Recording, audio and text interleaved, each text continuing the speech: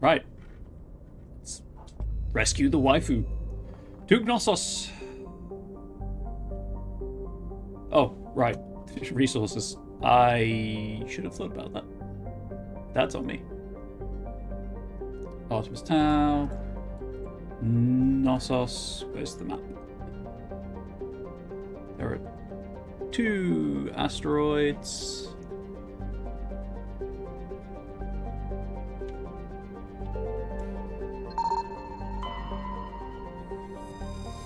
A metal-rich asteroid. Several deposits of plutonium. Love to see it, chat. Love to see it. Let's go. Let's go outside in. Why not? Archimedes, a small hydrogen-helium gas giant. Archimedes has been developed as a full-featured, if modest, stopover for ships hauling refined materials from Therum. In addition to a powerful magnetic field to dump drive charge, Archimedes has a largely automated infrastructure of helium-3 refining and deuterium mining on its many water ice moons. Orbital period 470.2 Earth years. Radius 14,549 kilometers. Day length 16.2 Earth hours. Oh, we've got some nitrogen. Oh yeah. That's the good stuff.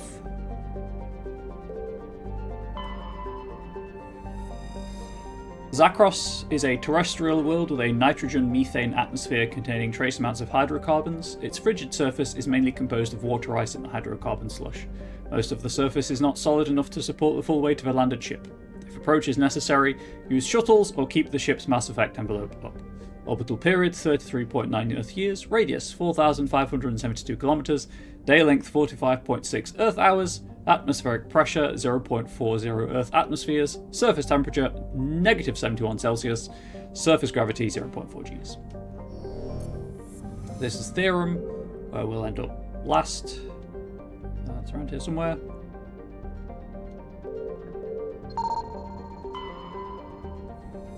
Carbonaceous asteroid, a dark carbon-rich asteroid, 83 kilometers radius. Medallion recovered. Scans of the asteroid field in the Knossos system revealed some strange readings. Upon closer inspection, Navigator Presley discovered the remains of an abandoned Solarian fighter. The only thing of interest on board was a League of One medallion.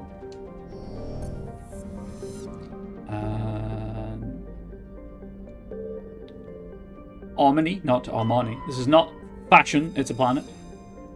Armony is a terrestrial world with an unusually thin atmosphere of krypton and xenon. Its surface is composed of silica with deposits of carbonaceous materials. The initial flyby probe of Armony detected multiple areas at the equator with oddly regular surface protrusions.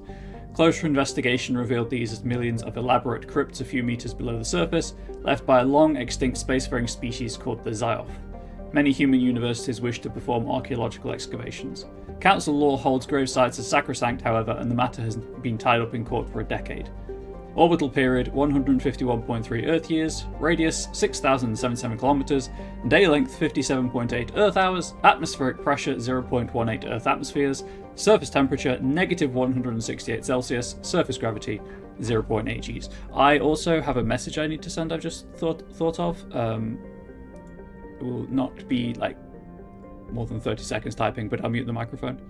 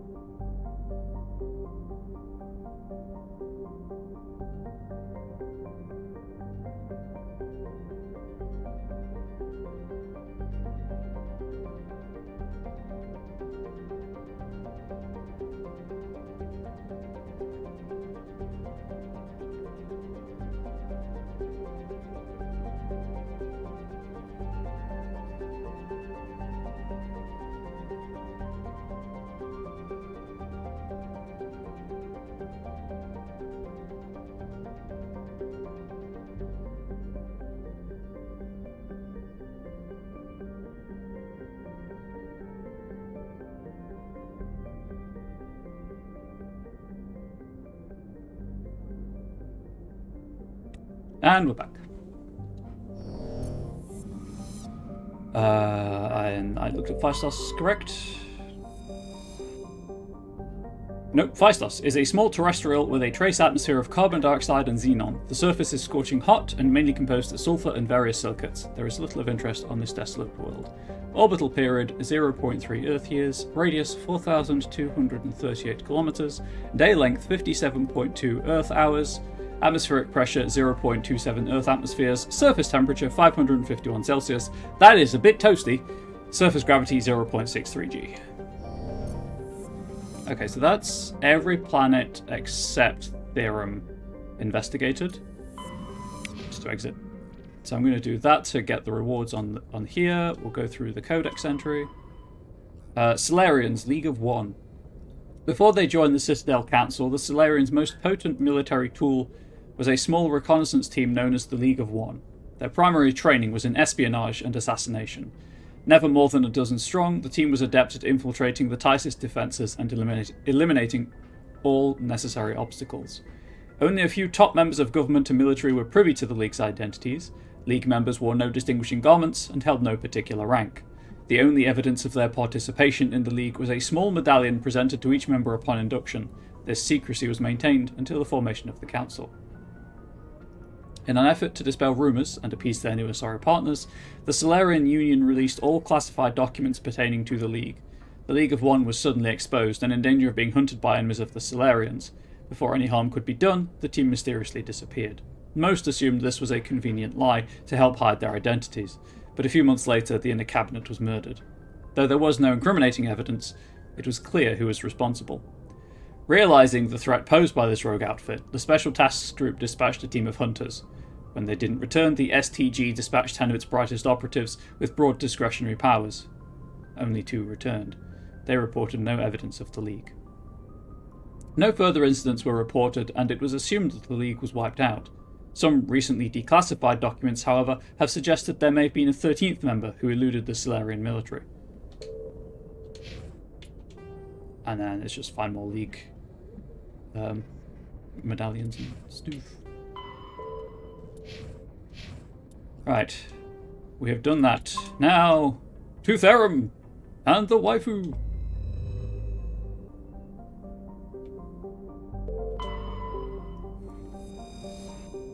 Therum is a distant but rich industrial world claimed by the Human Systems Alliance. Its plentiful heavy metals have fueled the recent manufacturing boom on Earth.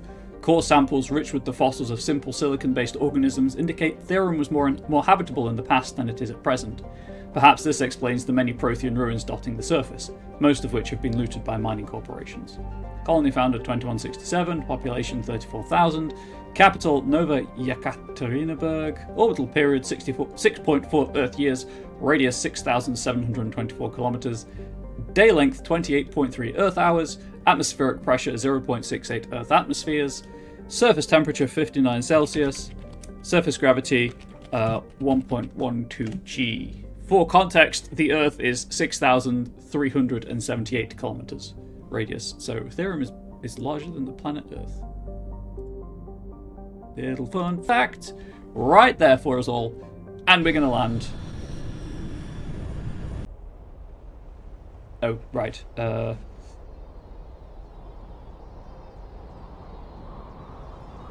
I guess for the moment,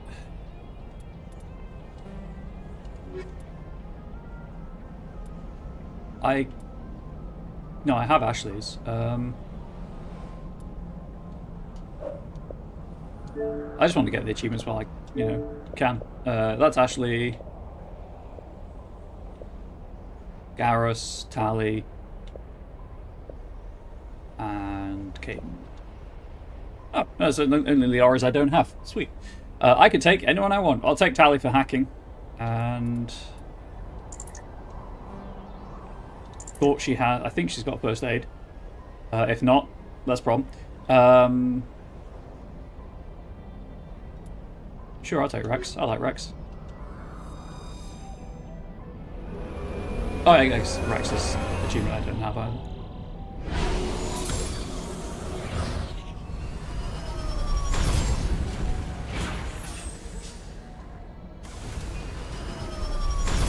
Commander, I'm picking up some strange readings. Really strange, like off the damn charts.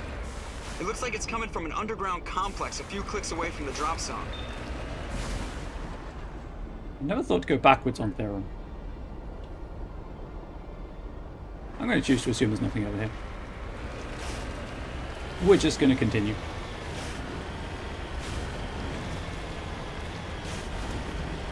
So this is lava. It's precisely as dangerous as you might imagine. I will be doing my level best to not end up in it. Make no promises, obviously, and it's probably more entertaining for you all if I do fall in the lava.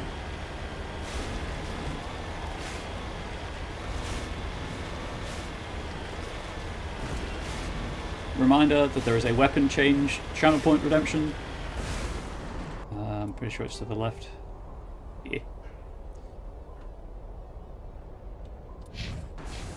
Oh, I need to level Rex up. Right. It's like I'm missing something. Rex is one of the last true Krogan battle masters, as they are a dying breed for which the galaxy is grateful. Well, we're going to max out Battle Master. I'm just doing that more for assault rifles because Tally's got the shotgun right now.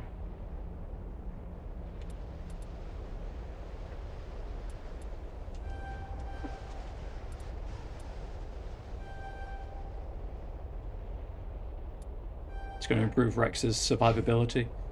Okay, so Tally doesn't have first aid. That's not unlocked. I need to get it there. Okay, so her next 3 points go into basic armor, so I can unlock first aid. She also doesn't have shotguns unlocked, so leaving her with the shotgun's probably not the best idea, but I'm going to do it anyway. Quarren Machinist. Though young, Tally is a true genius when it comes to dealing with mechanical or electronic equipment. Please note I can't toggle Tally's helmet because she'll die without it. Oh, to be fair, Rex's helmet, pretty cool. Let's leave Rex's helmet on.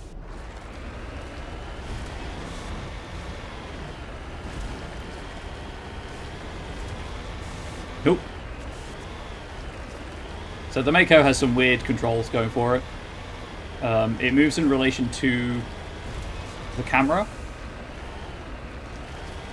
which makes sense, obviously, because it's normal controls, but it feels extremely odd to drive.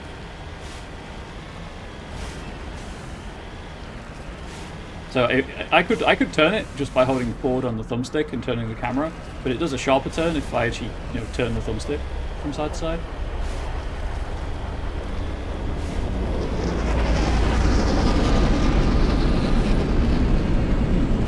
I'm sure that's fine.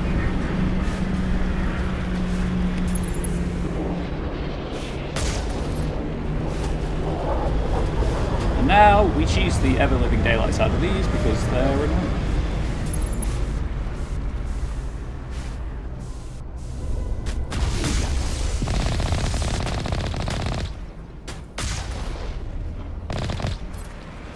Got him. So much faster when I don't have to get out. Who knew? Yeah, ragdoll for me.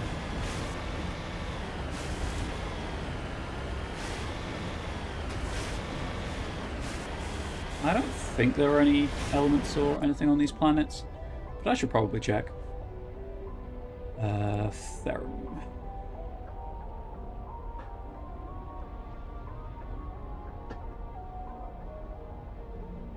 Doesn't look like it. Congratulations whoever won the jump catch game. I suspect it was myself, because I think I'm the only person in the chat room right now who is a follower of the channel. Is the prerequisites for stream avatars.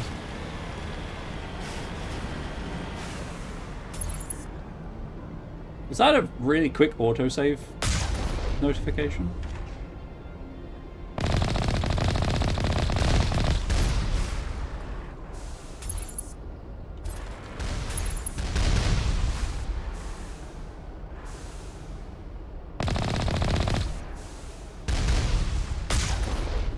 Got him. Okay, turns out I can shoot through the terrain, but so can they.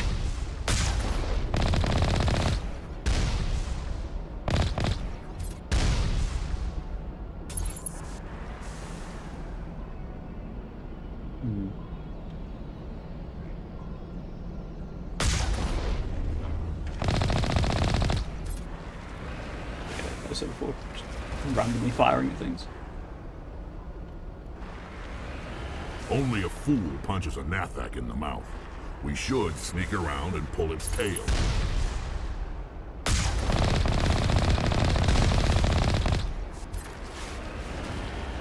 Yeah, I mean, we could.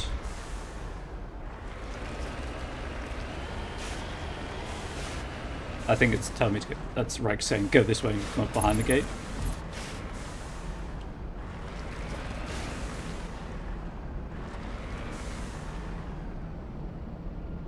What's that? Must be all the way over on the other side. Okay.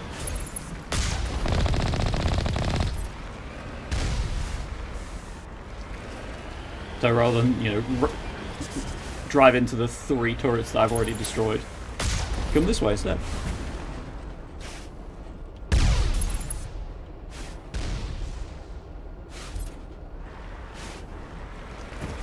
So I'm still going to open the gatehouse because there's stuff in it.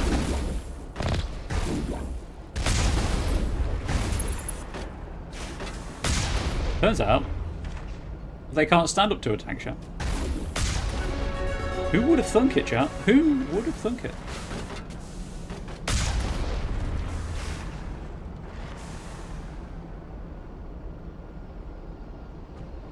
I mean, I can see you on the map, and clearly you're shooting at me. I think there's one in the gatehouse. Makes sense.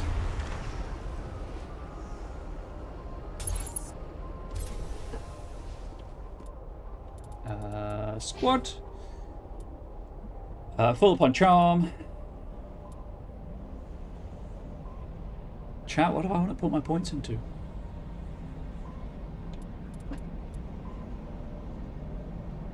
Down in resistance time. I mean, lift is funny. I guess I could start building towards lift.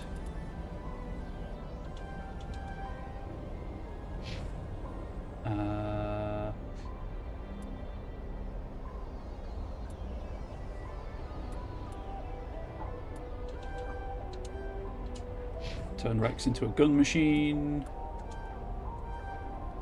Tally's going for first aid. Ooh, actually, Combat Center 3. I will have that, please and thank you. What do I have Combat Center on?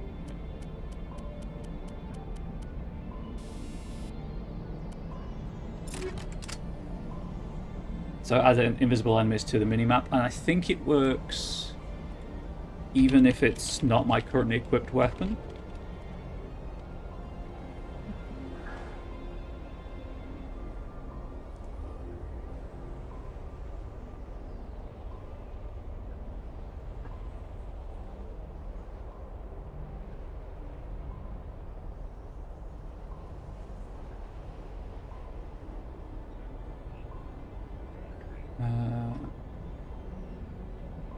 Oh, that's how that works. Interesting. So it has to be on the equipped weapon, but it doesn't matter who has it. So it's doing nothing currently for me. Good to know. Right, well, in that case, stick that on there. And I guess Tally can have it?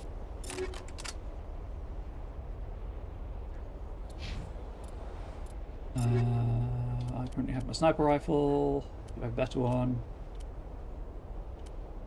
Nah.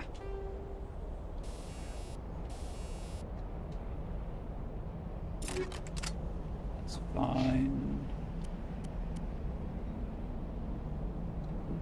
Rex can have that.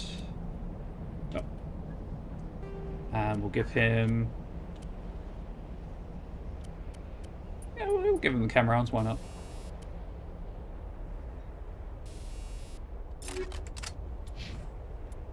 My codex entry, Geth armatures. Armatures are quadruped, all-terrain, heavy weapons platforms akin to the armored fighting vehicles, of other races. Geth being synthetic intelligences. Armatures are not crude vehicles, but intelligent entities capable of independent decision-making and learning. Armatures are equipped with heavy kinetic barriers. Their main cannon, mounted on the articulated head turret appears to be a highly efficient conventional mass accelerator. It is capable of firing in anti-personnel and anti-tank modes. Some armatures carry drones into battle, presumably for reconnaissance purposes. Others host a swarm of insect-sized repair microbots.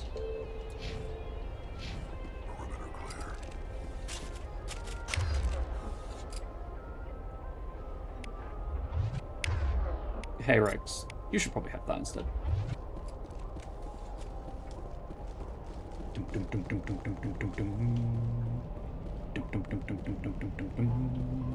What do I have bound to throw?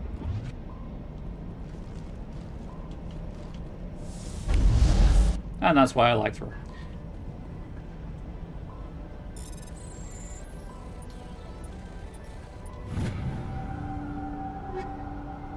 Ooh, hello, Hammer 3. You know what? I'll equip that right now.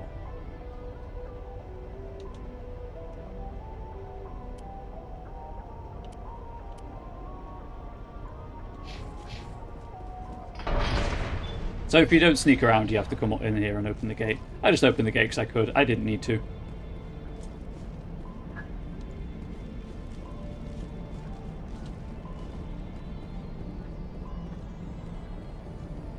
I think that's it, though. Oh, no, never mind. It's not it. There are containers over here. Should probably have been paying attention to what I picked up then, if I'm being honest. Well.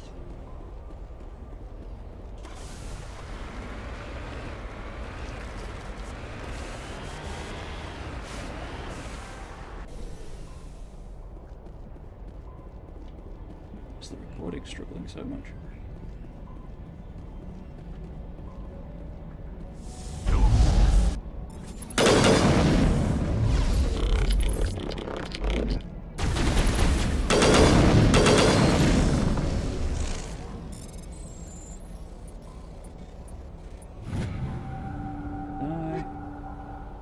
No, that's off. Close that. It's not taking, like, loads of system resources. I don't know what's happening with it. Now I'm ready. Damage is down, heatsink is up, accuracy is up. It's not down by that much, though. I'll take the Avenger.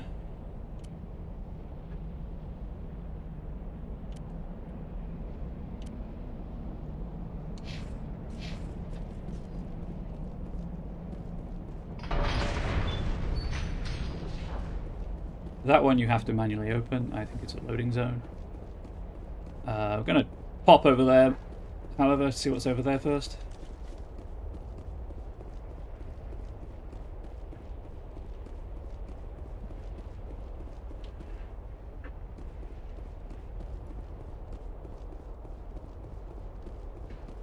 Nothing. Sweet FA. Cool. Right. First checkpoint down. Get back in the Mako. Save the game. And continue on.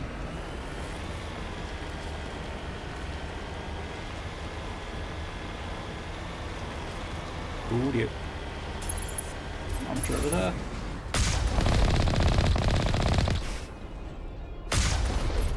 Or isn't it an armature over there anymore? Oh, there's another one. I see it. Is there a third? No, we're good. I can see your head. And if I could see your head, I could shoot your head.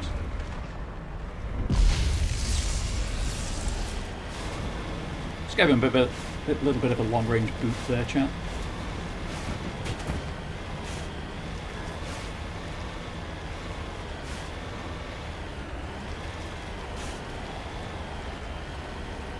It's very pretty when it's up-resed, who knew?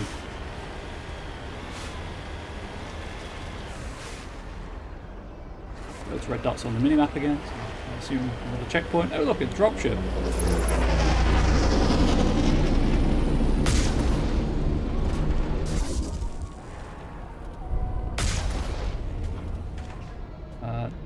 there, I think. Yup.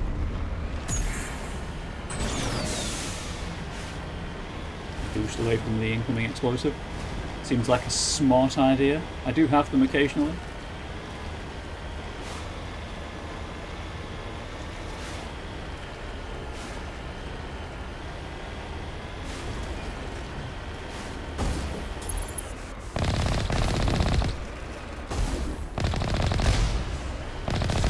Also, yes, the using the cannon on the other checkpoint was, you know, OTT, but very fun.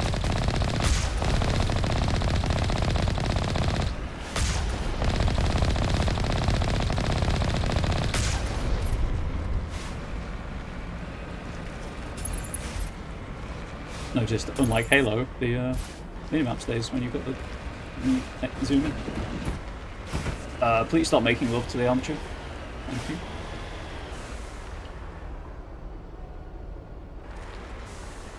Oh, look! A bot.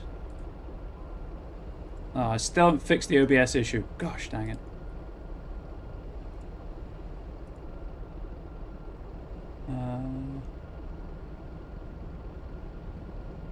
One second. Weird.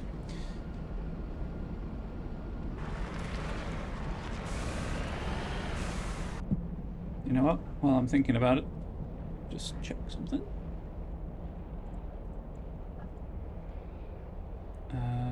Preparation.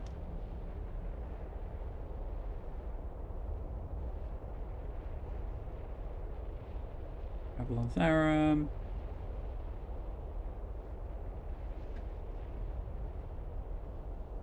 So I'm just checking the mission walkthrough to see if there are any mineral nodes.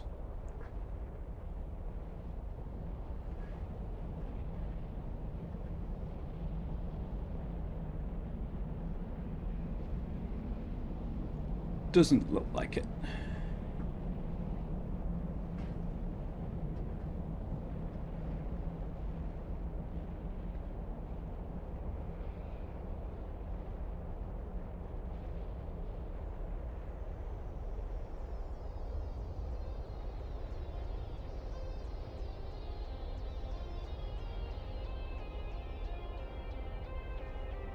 Yeah, it doesn't look like it. Okay. Hello? Improved sighting? Oh, tempting. Also, we're fighting Geth, so where's my...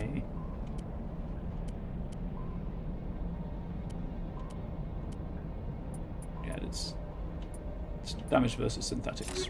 Ammunition I require.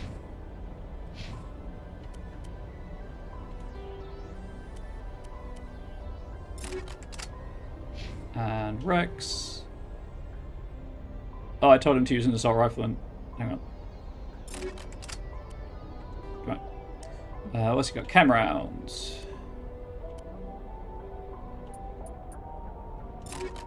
I guess chem rounds is fine.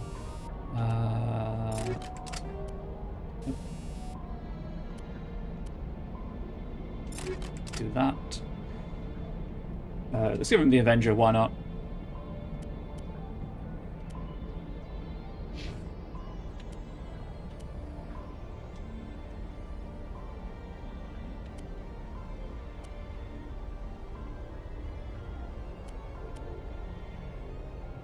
Oh, it's equipped. I guess I can't use it, so I can't mark it for junk. Let's make sure I've got everything marked for junk that I want to be marked for junk. I've got the Avenger 3. Gonna save that for Garros. When I get back to the Normandy, I'll before I sell anything, I will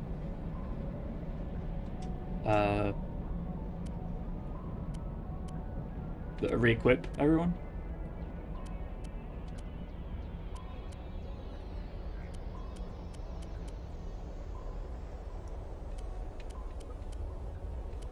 At this point, rank 1 stuff can be junked. The junk feature is so good. It's so good.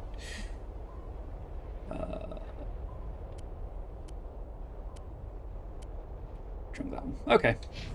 Save the game and continue. Does not appear that there are mineral nodes on the planet. It is just drive through the enemies.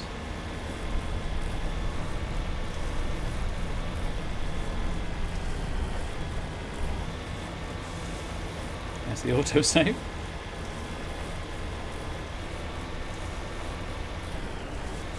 It's totally not loading zone.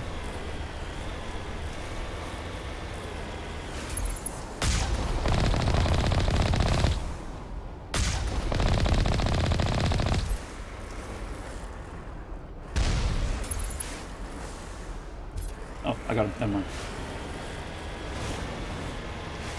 To be fair, I think on the planets you can land on, like this, where there's plot, I don't think there are mineral like collectibles. I could be wrong on that. I know there are obviously crates and things to pick up,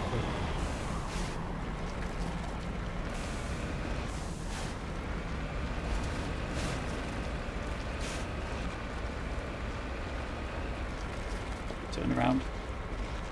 Probably safer.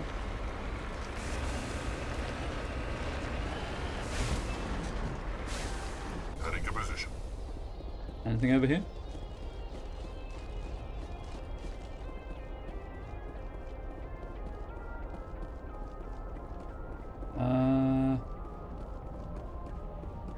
Doesn't look like it, does it, chat?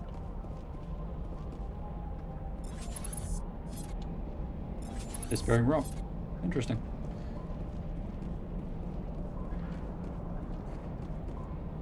Hey, chat. Now this rock disappears. You can't get it. If it was an interactive thing in a survival game, but because it disappears, you can't get it. It is literally unobtainium. Anyway, I don't think it's bad enough for the playlist. I just wanted to make that stupid joke.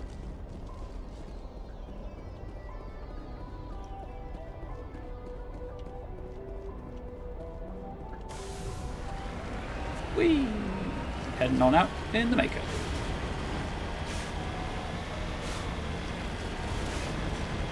The minimap does kind of spoil the surprise of enemies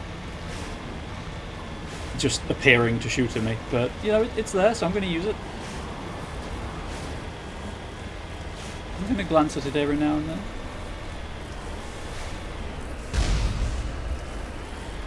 I say, not glancing at it and immediately getting punished for that.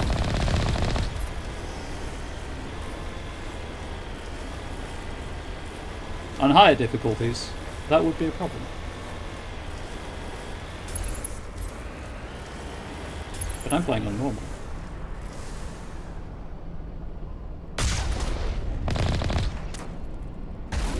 Amazing whiff there. Oh, you don't even have a rocket launcher. Whee! That buddy went flying. Scoring even a perfect 10 from the bonus judge.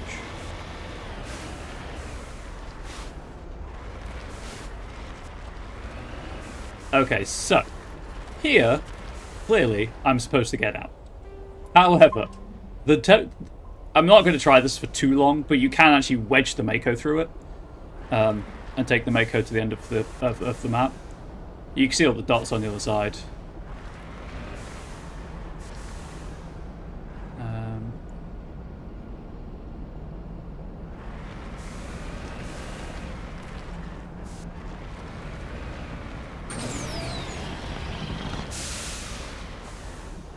So I'll try this for like a minute or so.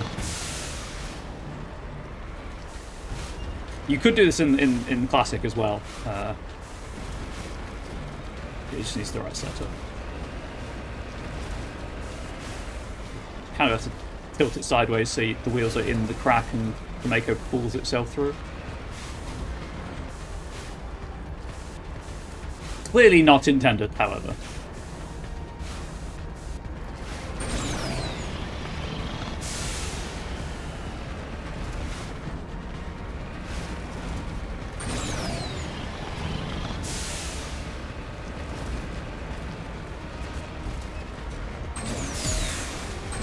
I'm just going to give up. No one wants to watch me do that over and over again. We'll just kill them the old-fashioned way.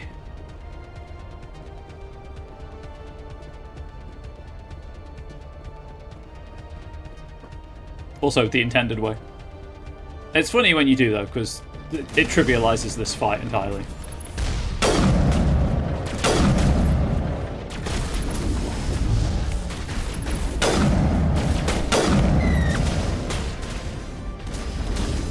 Shields disabled.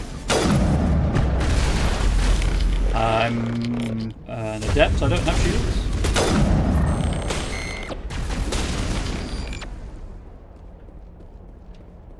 What I do like about all of this is I don't have to loot the bodies. It's an auto-loot game. You keep what you kill.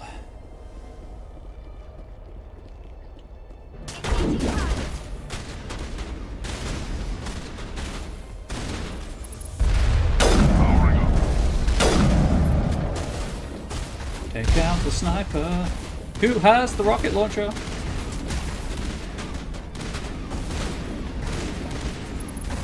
Rex. Can we get behind cover? Oh, Tally's behind Rex's cover. That's the one. The complete lack of scope sway is amazing. It makes this viable. It's probably the rocket trooper that has the rocket launcher, if I had to guess.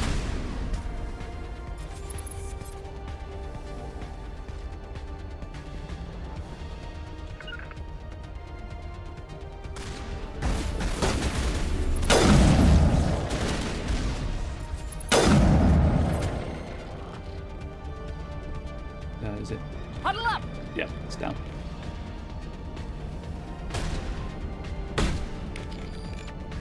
Oh, sweet. AI killed something.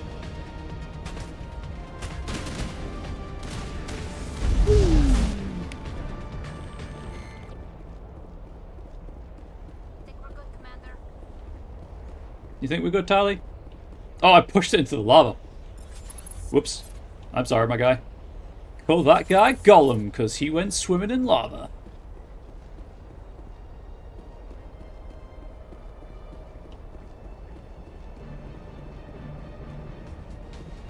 Mostly checking for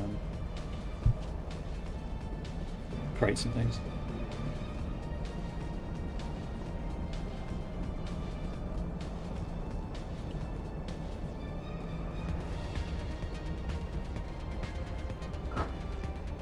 What is a sort of boss fight?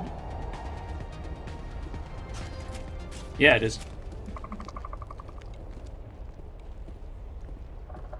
Oh, right, sorry, cutscene.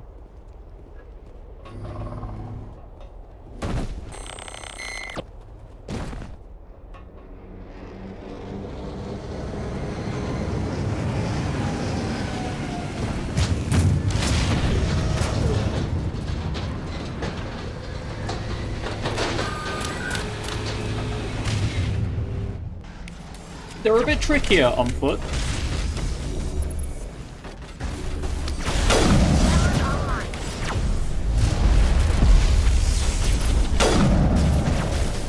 Hey. Tali, can you... Oh, he's got... Right, shit. It's barriers up.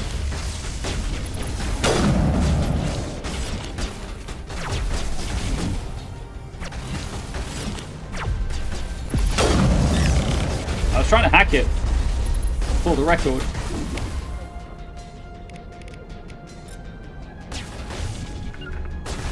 Shields down. Shield's down and I'm poisoned. Metagel deployed. Oh, Tally's dead. That's why I couldn't hack anything. I need Unity.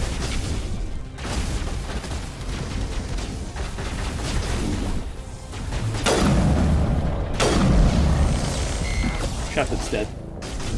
Took a rocket to the face. That's fair. You know what? Absolutely fair. I think that would kill me too.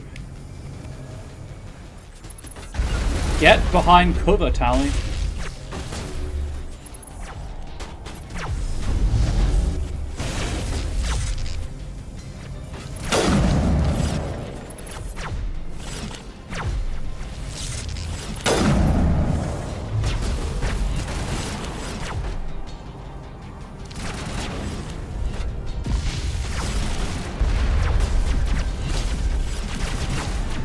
Can I? Ah, she used it.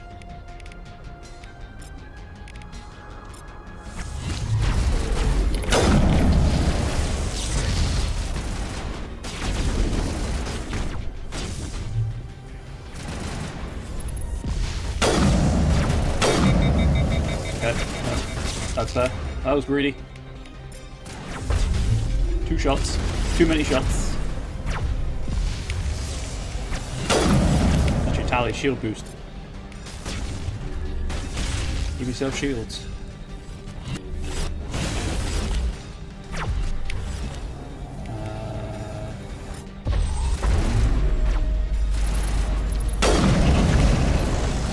Singularity, so it can't escape.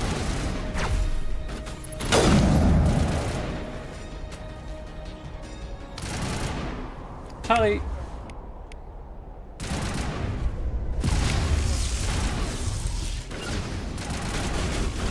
Why? Okay.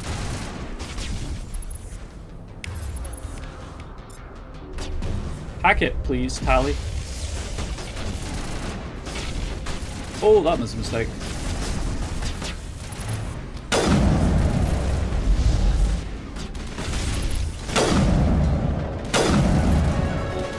Oh, sweet, level up.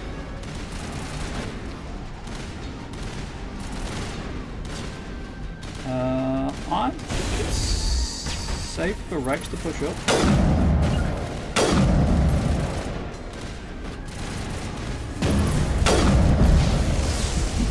Oh.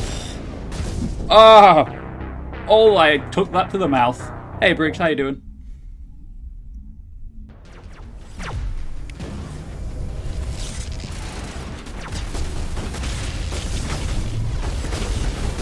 Right. Let's stick you there. I'm a sniper, apparently, so I guess I'm staying up here now. Shepherd, the rock. Thank you, the rock. No, get over there, you fool.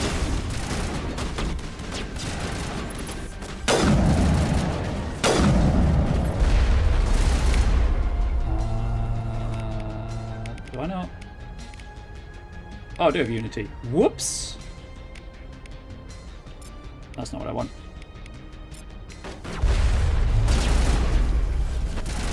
Okay.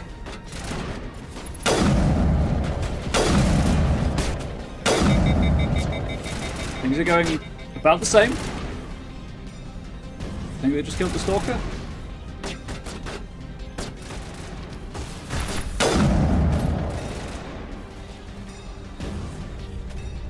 Well, they're no longer firing at it, so I assume it's dead. Tally, for some reason, I can't change weapon on, so that's great. I think I have to push up.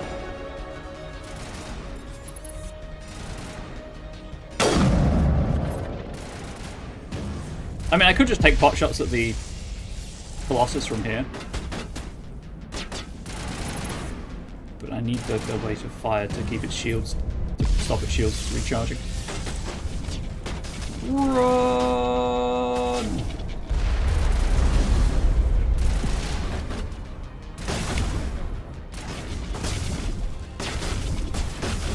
Why can't I use throw? Okay, right, well, I know. Had a barrier, not shields. I thought only shields stopped biotics. I could be wrong.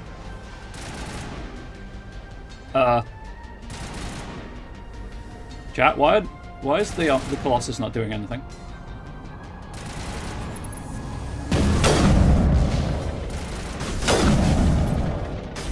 I'm pretty sure if in the original, if you bring the Mako up here, its AI doesn't load properly. The Armature, that is.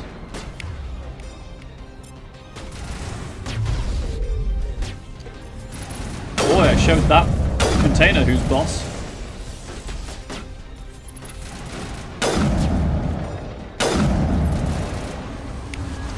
Hey Rex, could you successfully warp that target for me, please?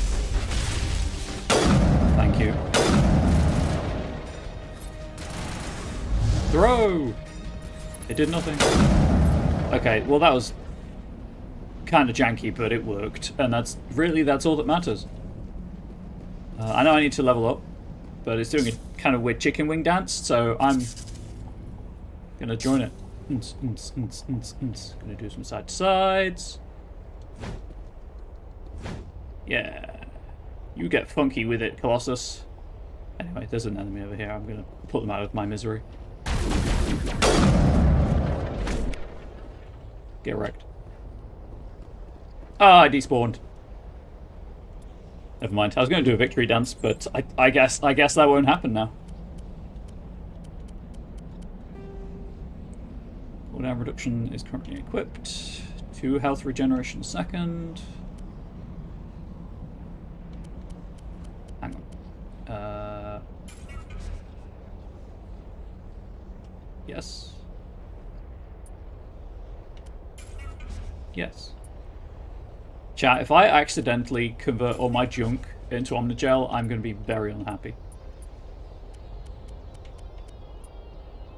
Okay. Toxin resistance, physics threshold, shield. Well, I'm not using shields, so that's less of a problem for me.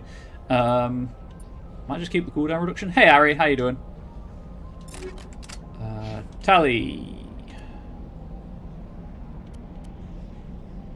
You know what, Tally? And Rex. Actually, I guess Rex benefits the most from health regen because he just has so much health that 2%. That you know.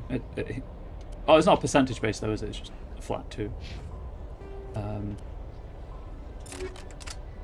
can have shield recovery. Why not? Geth hoppers. The Geth models, collectively dubbed hoppers by Alliance forces, are electronic warfare platform. Oh, Ari, are we still on for the weekend? I meant to message you about it and completely forgot. For like 3 days running now. They can project electromagnetic radiation across a broad spectrum as an offensive weapon. They can also perform cyber warfare attacks against the onboard computers of body armor, hard suits, and weapons, adversely affecting their performance. Very low energy today? Well, that's fine, because you can rest, you can enjoy your time here, and we can have a chill time together. And we're still on. Excellent. I'm looking forward to it. As with last time, you know, we'll aim for a rough start time, but there's no worries if the noodle or my tech problems prolong it. The structure of hoppers consists, I think it should be consists, of an advanced and highly elastic artificial muscle material. This allows a hopper to compress its entire body for powerful leaps. Hoppers also have thousands of molecule-scale barbs on the surfaces of their hands and feet, which are used to cling to walls and ceilings. Hoppers are very difficult targets, leaping from one surface to another in rapid succession. You need it, having a rough go this week, keep getting job rejections. Oof, I know how that feels, so you have my sympathies. And yeah, we can absolutely do some Valheim Crossing. Or anything else you feel like playing. That we both have, obviously. The Quarians have no record of any Geth models similar to Hoppers. This new morphotype must have been developed over the last 300 years by the Geth themselves. This is troubling proof that the Geth are continuing to move towards technological singularity. Experts in synthetic life are intrigued that Hoppers appear to be even more organic than the baseline Geth. The identified subtypes of Hopper have been codenamed Sapper, Stalker, and Ghost. Right. Time to level up.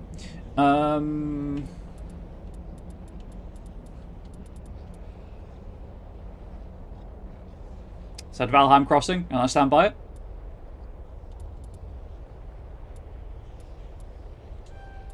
Two points into Spectre training. I'm just going to max out Spectre training for mostly for Unity, but yeah. Anyway, row, lift. That unlocks my full suite of biotic powers. Harvest time. I like that too. Yeah, so that unlocks my full suite of biotic abilities as an adept. It's really weird not to be playing a Sentinel because that's what I did for the last playthrough off stream. Rex, my guy, my dude.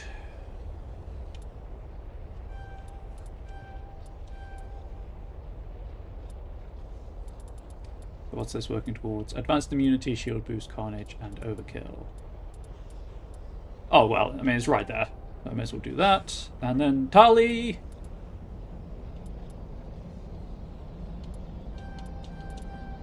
Just better first aid, please and thank you.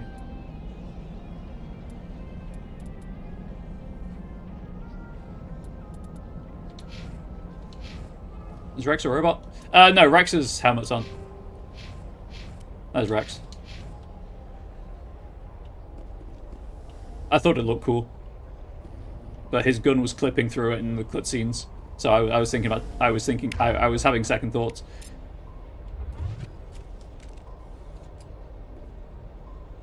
Tali isn't a robot either. She's in the sealed environment suit because she'll die if she breathes the air. Why is the recording so jittery? At this point, I'm pretty sure there's nothing I can do to fix it.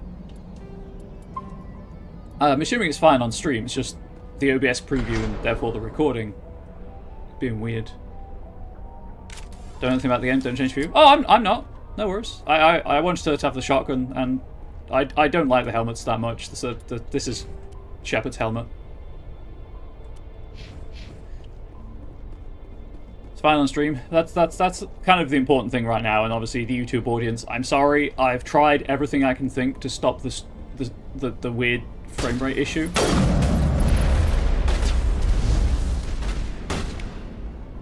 But it's not. Nothing I do fixes it. So it might be my capture card.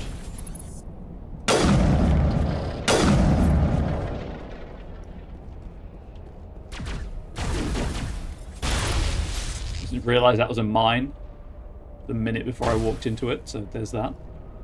Oh, hey. I need to be able to see this guy. Where is it? There it is. Whee! I hit that rock again. I showed that terrain what for.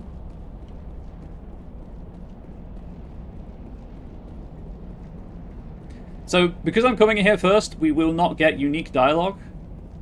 There is snark if you leave Liara till last, I believe, but... It looks like this cavern formed around the ruin, after it was built.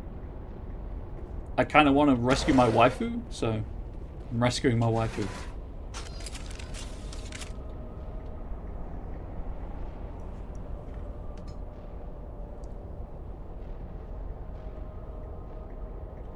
I like how it snaps me in that direction.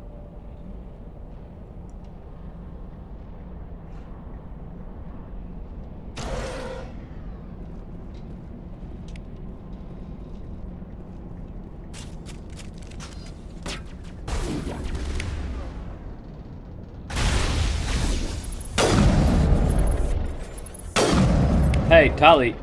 Oh, you've already used hacking, haven't you? Step rescue me last, there'll be some snark for sure. Fair. Absolutely fair. Sterile white.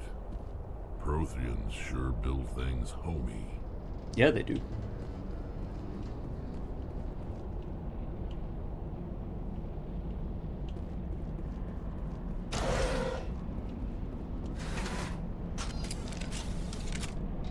Just realised that I haven't got around to making the list of games for my Discord communities to vote on for me to play for my anniversary. I don't know if I've got the time or energy for that right now. I don't know how to get my Discord involved in the anniversary celebration. I'll figure that out. Hello?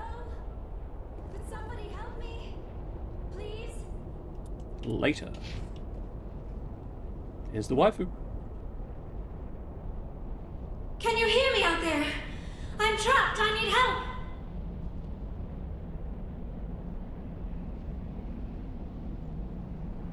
Are you okay? What happened to you? Listen, this thing I'm in is a Prothean security device. I cannot move, so I need you to get me out of it, all right?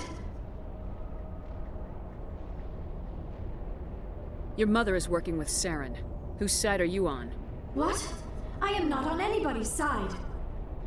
I may be Benezia's daughter, but I'm nothing like her. I have not spoken to her in years. Please, just get me out of here. Anyone watching who has played Dragon Age Inquisition or Velguard, that is Ali Hillis, the voice of Scout Hardy. How did you end up in Or there? Hills, one of the two. I was exploring the ruins when the Geth showed up, so I hid in here. Can you believe that? Geth beyond the veil! I activated the tower's defenses. I knew the barrier curtains would keep them out. When I turned it on, I must have hit something I wasn't supposed to. I was trapped in here. You must get me out, please. We'll find some way to help you. There is a control in here that should deactivate this thing.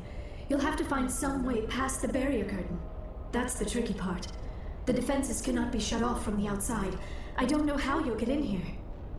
Be careful. There is a Krogan with the Geth. They have been trying different ways to get past the barrier. A Krogan, you say? Let's get moving. Sure thing, Rex. Chat, how do I get past the barrier? Oh, that's a rocket. That was close. Let's not be having you do that. It turns out I have a weakness to rockets.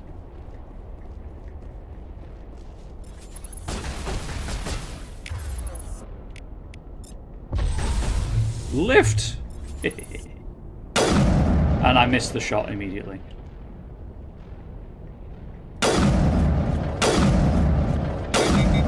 My gun's overheated. Oh no. I think I still prefer this system where you have infinite ammo, but you can only take so many shots before the gun overheats to the ammo hunt of 2 and 3.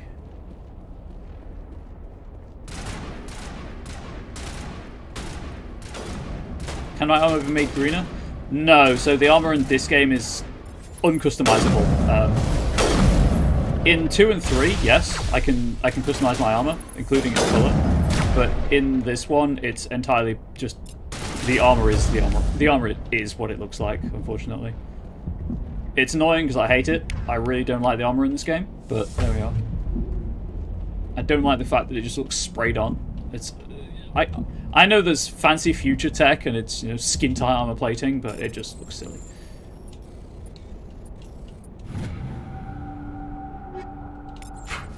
I have feelings about it. You can probably tell. I don't want to use the Medigel for just me, but I'm going to have to. Assault rifle? Sure thing. I might have just got a new one of those. Oh no, it's a pistol I picked up, I think. I need...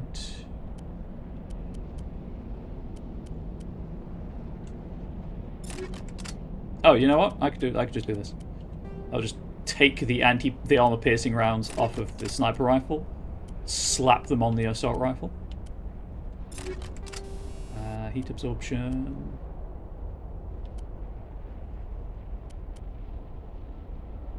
Or damage. Sure, why not? Pistol works if I prefer it. Right now, it doesn't matter. Which would you prefer, Ari? Eventually, pistol will matter because that's what my class is built around. Pistols. But I don't have any points in them, so it really does not matter.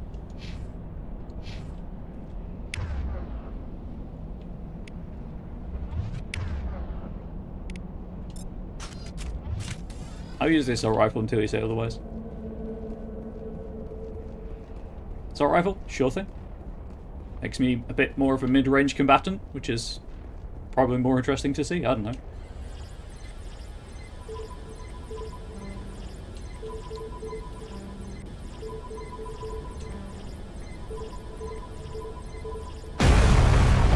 Wow. Sorry, I forgot to turn my webcam back on. And that, chat, is how you get around the Prothean barrier curtain. Blow the shit out of the floor beneath it. Who knew?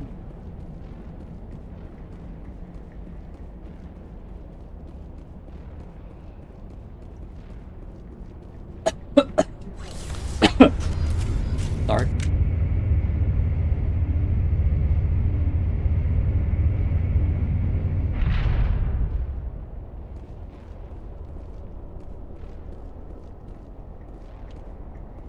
Right, we should probably let Liara out. We came here specifically to recruit her. How's Ari? Yeah, she's doing well. She's eating again. The amount she was eating beforehand. We think maybe she was just stressed because we went on holiday and left her with some friends. I mean, they have cats. They're the people that we bought her from. So at least she knows their cats already. But we think maybe she was just stressed about the change in circumstances. Oh, how did you get No in more here? soup. I We got some there was soup. any way past the barrier. But she's back on her solid food. Liara, we blew up the floor. Also, you were watching? You can see out that way? We have to get you out of here before more Geth arrive. Yes, you're right. I've seen enough of them to last a lifetime. That button should shut down my containment field.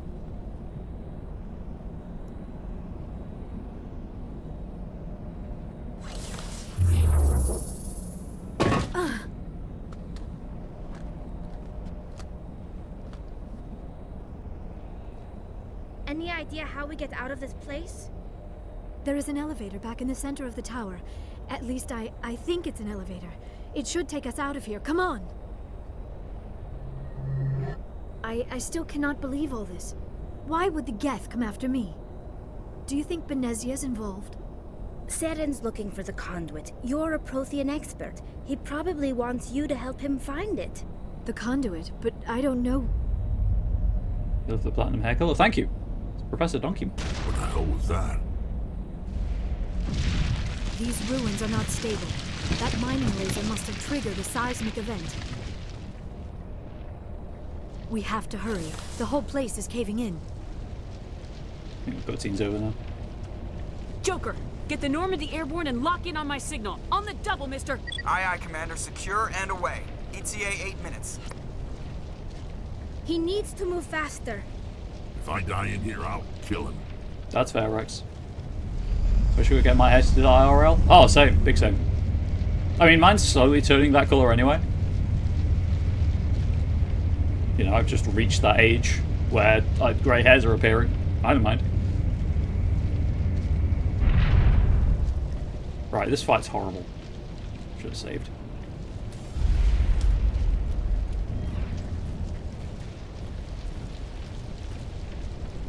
Weird camera angle. Surrender. Or don't. That would be more fun. In case you didn't notice, this place is falling apart.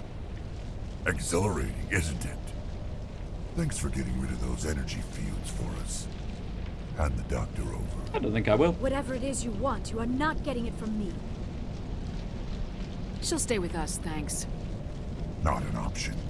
Saren wants her, and he always gets what he wants. Kill him. Spare the Asari if you can. If not, doesn't matter. I guess he wants to be disappointed. Hair's too light to gather color range to turn white. I mean, white hair's also cool.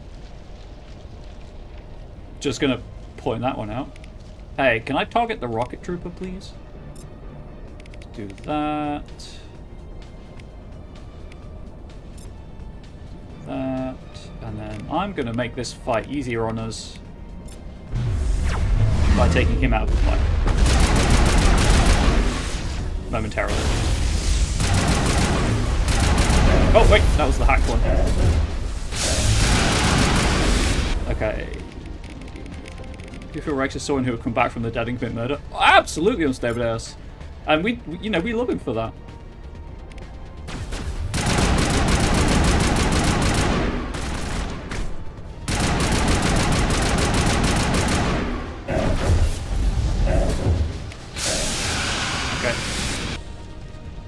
So they're dead because a Krogan got next to them. And I'm dead because he got next to me. This is why this fight sucks. Should have stay system. Spare the Asari if you can. None. Doesn't matter.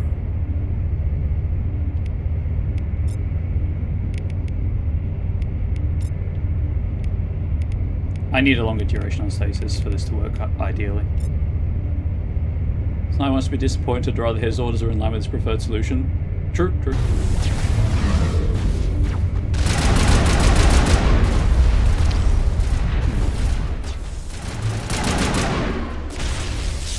Okay, so the rocket trooper was hacked but is now dead. I need my barrier.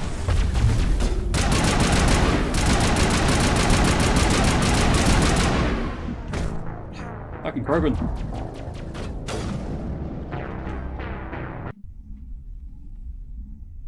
Kill them. Spare the Asari. I hope you like that line, chat. None. Doesn't matter. We'll be hearing it a fair amount. Hack.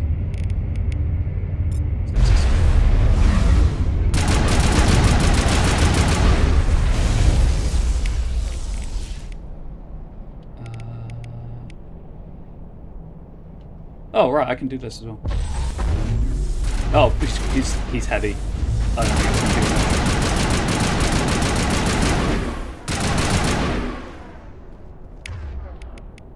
Where's lift? Krogan Battle Masters do hit hard.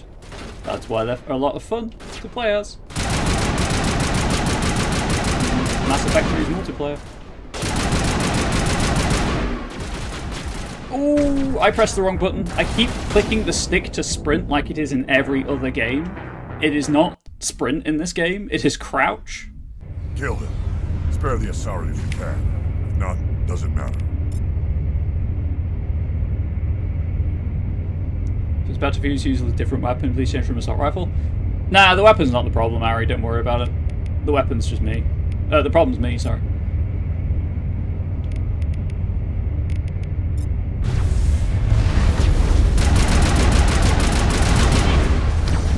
Okay, the rocket trooper got me that time. Did I stasis Rex by accident? Is that what happened? Kill him. Spare the Asari if you can. If not, doesn't matter.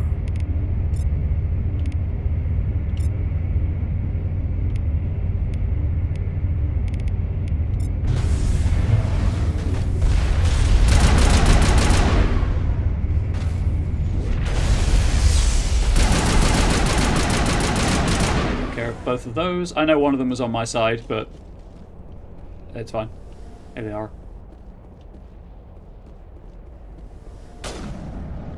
The R is taking a knee. The Krogan dead?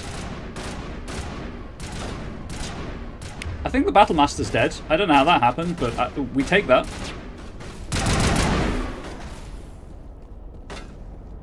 Oh, no, he's back there.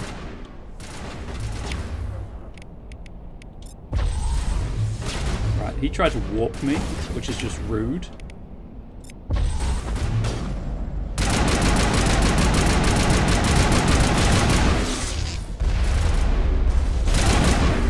Oh, there's a sniper back there.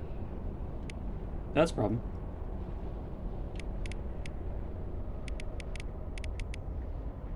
I don't think it's going to do anything.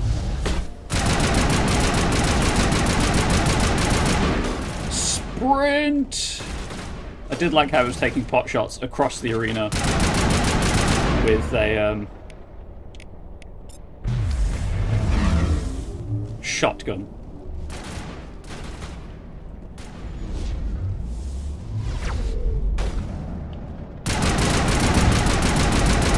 Right, he's dead.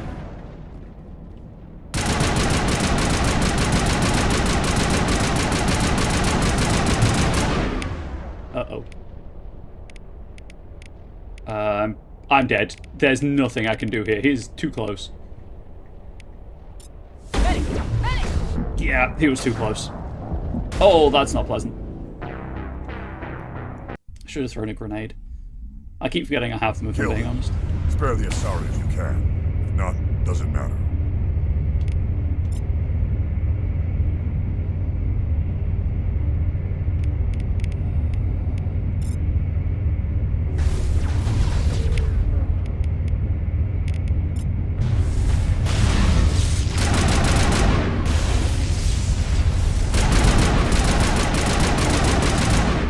Hey, rocket trooper, can you shoot, please? I don't know what that rocket trooper's doing, but it's not its job. That is going to look poorly on that rocket trooper's performance review.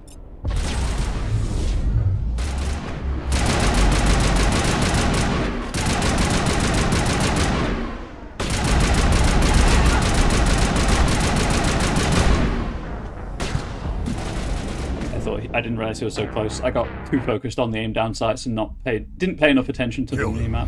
Spare the Asari if you can. If not, doesn't matter. New strategy. Hack the sniper!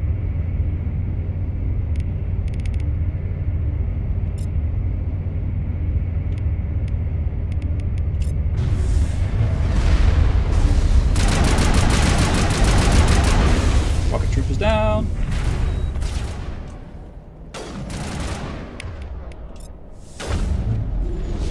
I'm caught on terrain. Death usually does negatively reflect on performance reviews. You know, I thought it might. I wouldn't know because I'm not employed and I don't have them. But I suspected it might.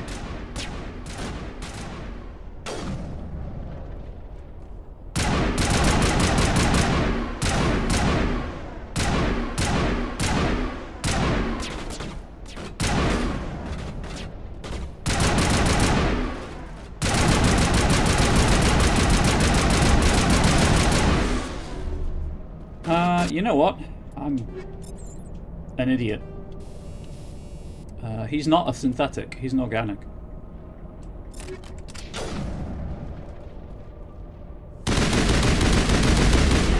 Get poisoned, bitch!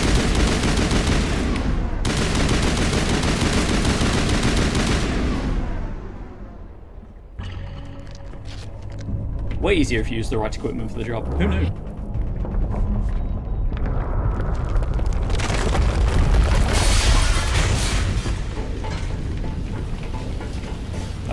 I apologize for the crudity there, but I needed to vent my frustration. Thanks, Harry, for the hype. I appreciate that.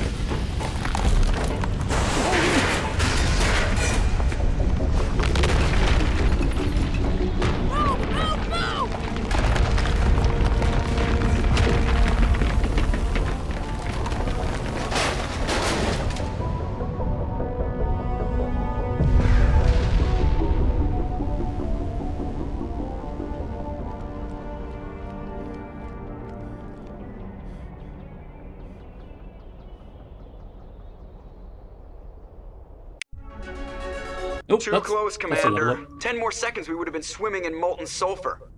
The Normandy isn't equipped to land in exploding volcanoes. They tend to fry our sensors and melt our hull. Just for future reference. We almost died out there, and your pilot is making jokes? That's his name. Joker pulled our asses out of there. I think he's earned the right to a few bad jokes. I see. It must be a human thing. I don't have a lot of experience dealing with your species, Commander. But I am grateful to you. You saved my life back there, and not just from the volcano. Those Geth would have killed me or dragged me off to Saren. What did Saren want with you? Do you know something about the conduit? Only that it was somehow connected to the Prothean extinction. That is my real area of expertise. I have spent the past 50 years trying to figure out what happened to them. That is a while. But you don't look a day over, like, 25. Just how old are you exactly? I hate to admit it, but I am only 106. Damn! I hope I look that good when I'm your age. A century may seem like a long time to a short-lived species like yours. But among the Asari, I am barely considered more than a child. That is why my research has not received the attention it deserves. Because of my youth, other Asari scholars tend to dismiss my theories on what happened to the Protheans. I've got my own theory on why the Protheans disappeared. With all due respect, Commander, I have heard every theory out there. The problem is finding evidence to support them. The Protheans left remarkably little behind. It is almost as if someone did not want the mystery solved. It is like someone came along after the Protheans were gone and cleansed the galaxy of clues. But here is the incredible part. According to my findings, the Protheans were not the first galactic civilization to mysteriously vanish. This cycle began long before them. You're right, Unstable. 50 years is a lot less significant when you can live up to a millennia. Where'd you come up with this theory? I thought there wasn't any evidence. I have been working on this for 50 years. I have tracked down every scrap and shred of evidence. Eventually, subtle patterns start to emerge, patterns that hint at the truth. It is difficult to explain to someone else. I cannot point to one specific thing to prove my case. It is more a feeling derived from a half-century of dedicated research. But I know I'm right, and eventually I will be able to prove it. There were other civilizations before the Protheans. This cycle has repeated itself many times over. If the Protheans weren't the first, then who was? I don't know. There is barely any evidence on the Protheans, even less on those who came before them. I cannot prove my theory, but I know I am right. The galaxy is built on a cycle of extinction. Each time a great civilization rises up, it is suddenly and violently cast down. Only ruins survive. The Protheans rose up from a single world until their empire spanned the entire galaxy. Yet even they climbed to the top on the remains of those who came before. Their greatest achievements, the mass relays and the Citadel, are based on the technology of those who came before them. And then, like all the other forgotten civilizations throughout galactic history, the Protheans disappeared. I have dedicated my life to figuring out why. Perpetually reminded how many guns Chekhov loads in Mass Effect 1. Yeah, it's like they were laying the groundwork for a whole universe. That is an amazing way of putting it. Thank you, Mr. Stebados. That's made my afternoon so far. They were wiped out by a race of sentient machines. The Reapers. The Reapers? But I have never heard of. How do you know this? What evidence do you have?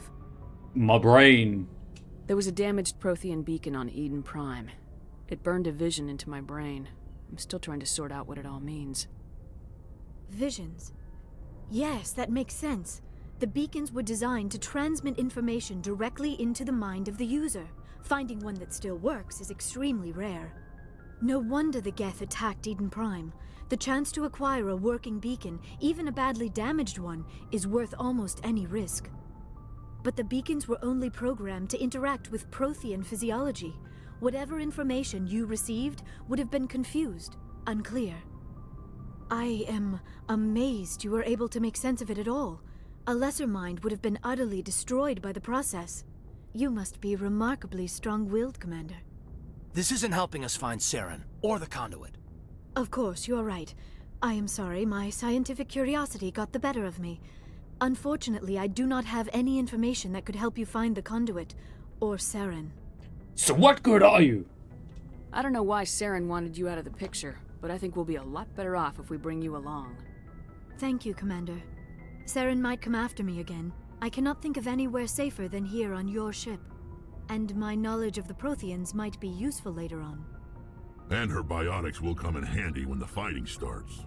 Great. Another alien. What a renegade line that is. Good to have you on the team, Liara. Thank you, Commander. I am very grateful. Oh, I am afraid I am feeling a bit lightheaded. When was the last time you ate, or slept?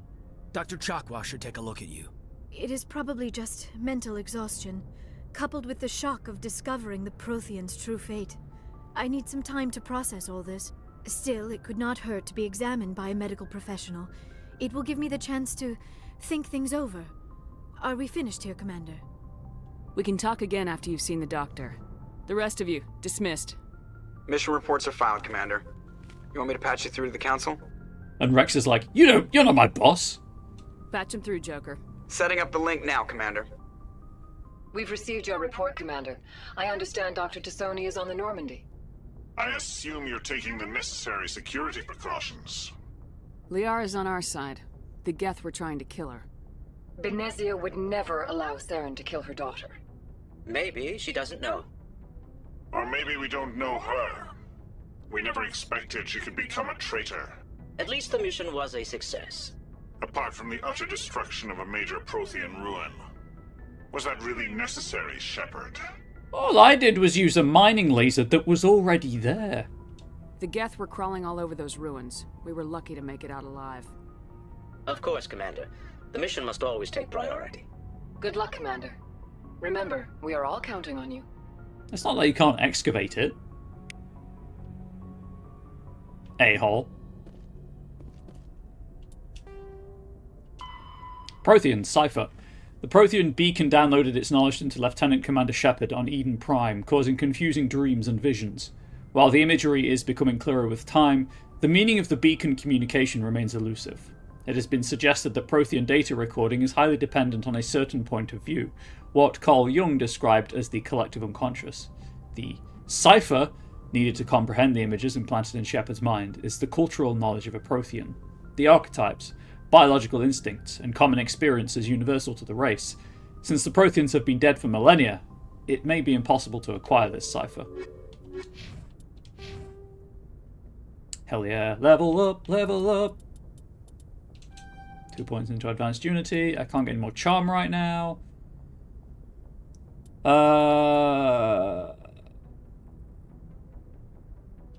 Lift and Singularity are the funniest powers, so I'll start putting points in those.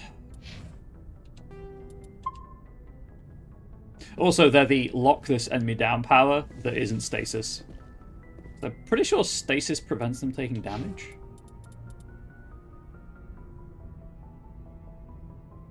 Yeah. Whereas lift and singularity just incapacitates them.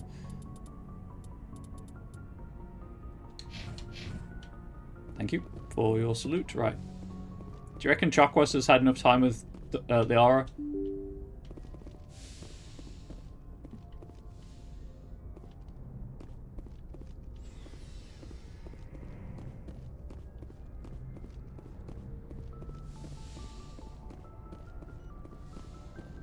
Yes, Commander?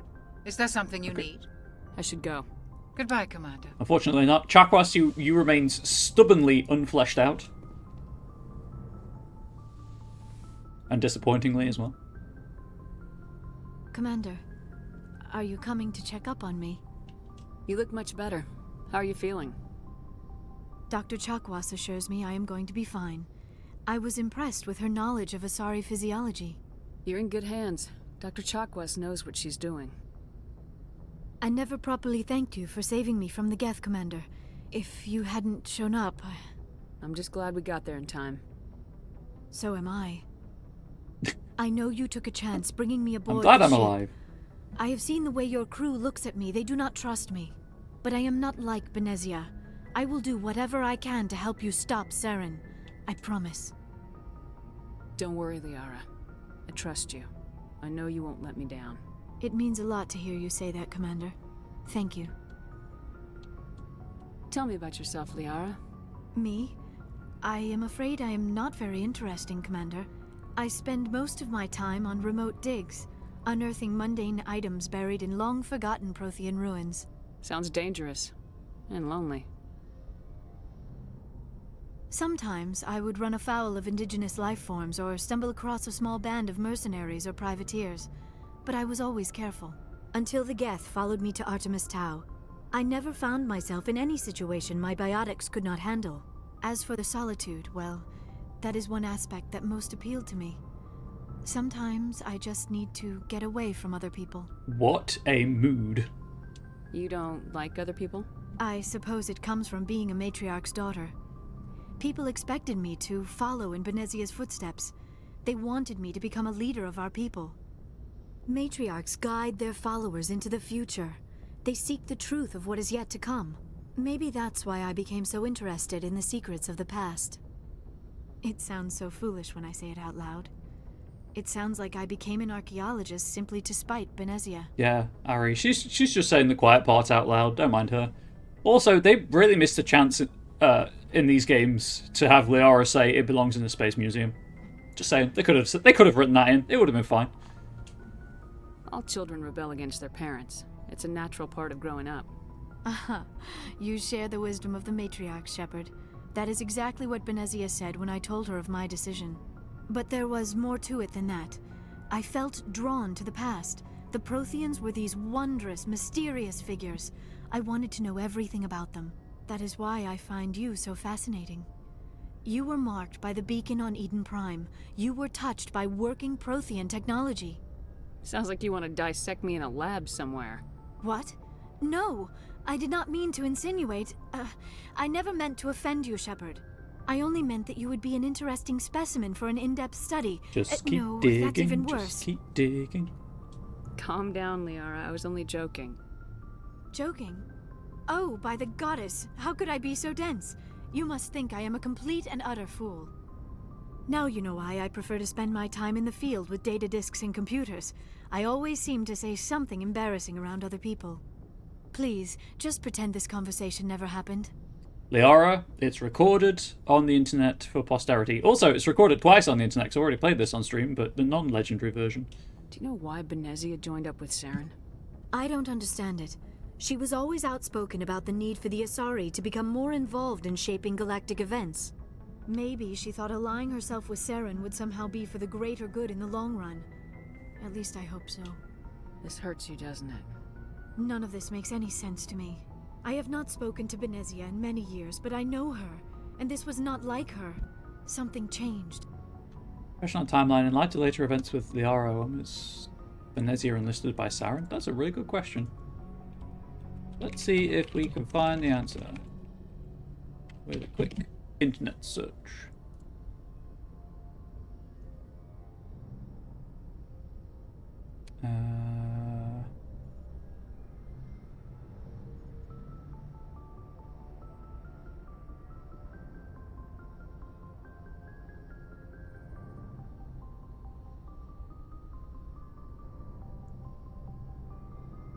The wiki doesn't say, so it's entirely possible that it may never have been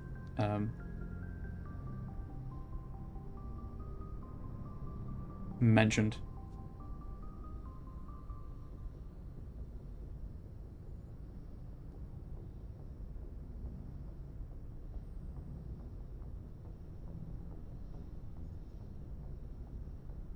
Who knows?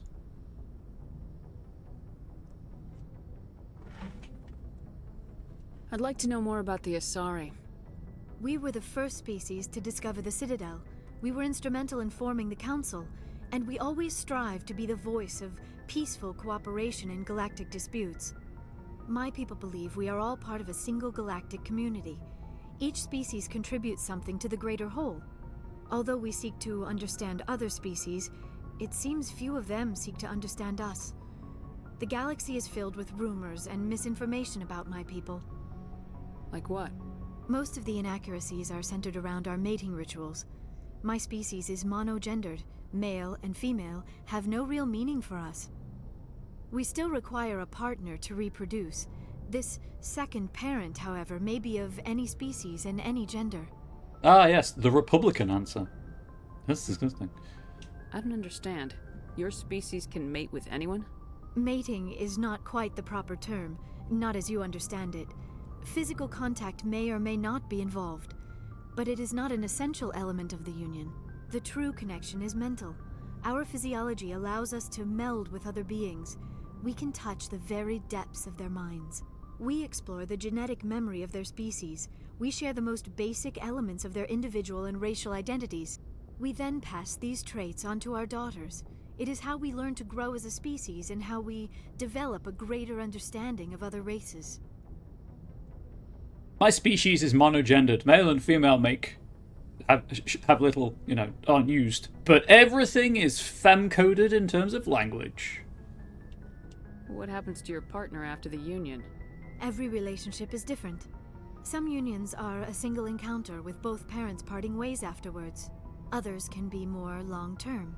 Sometimes an Asari and her partner will stay together for many decades. Do you know who Matriarch Benezia chose as her partner? She rarely spoke of her partner, though I know my father, if you want to use that term, was another Asari. I thought you always needed another species to serve as one of the parents. Think about it, Shepard. If we were not able to mate with our own species, we would have died out long before we ever mastered spaceflight and left our homeworld. Yeah, Shepard. Union with our own kind is no longer common, not for the purposes of reproduction. Most Asari believe it weakens our species. Asari daughters inherit racial traits from the father species. If both parents are Asari, then nothing has been gained, or so conventional wisdom would hold. I am what is sometimes called a pureblood, though no Asari would ever be cruel enough to say the word to my face. It is a great insult among my people. It is possible Benezia's partner was embarrassed by their union. She may have been too ashamed to publicly acknowledge me as her offspring. Maybe she wanted to meet you but couldn't. Something could have happened to her. Maybe she passed away. You might be right. I hope you are. But I have no way to know for sure. Benezia never spoke of her partner. Whatever happened, it caused her too much pain to dwell on it. She raised me by herself, though that is not uncommon. Many Asari raise their children alone, particularly if the father species is short-lived. Often the partner will pass on long before the child reaches maturity. And considering how long the Asari live, every species is short-lived.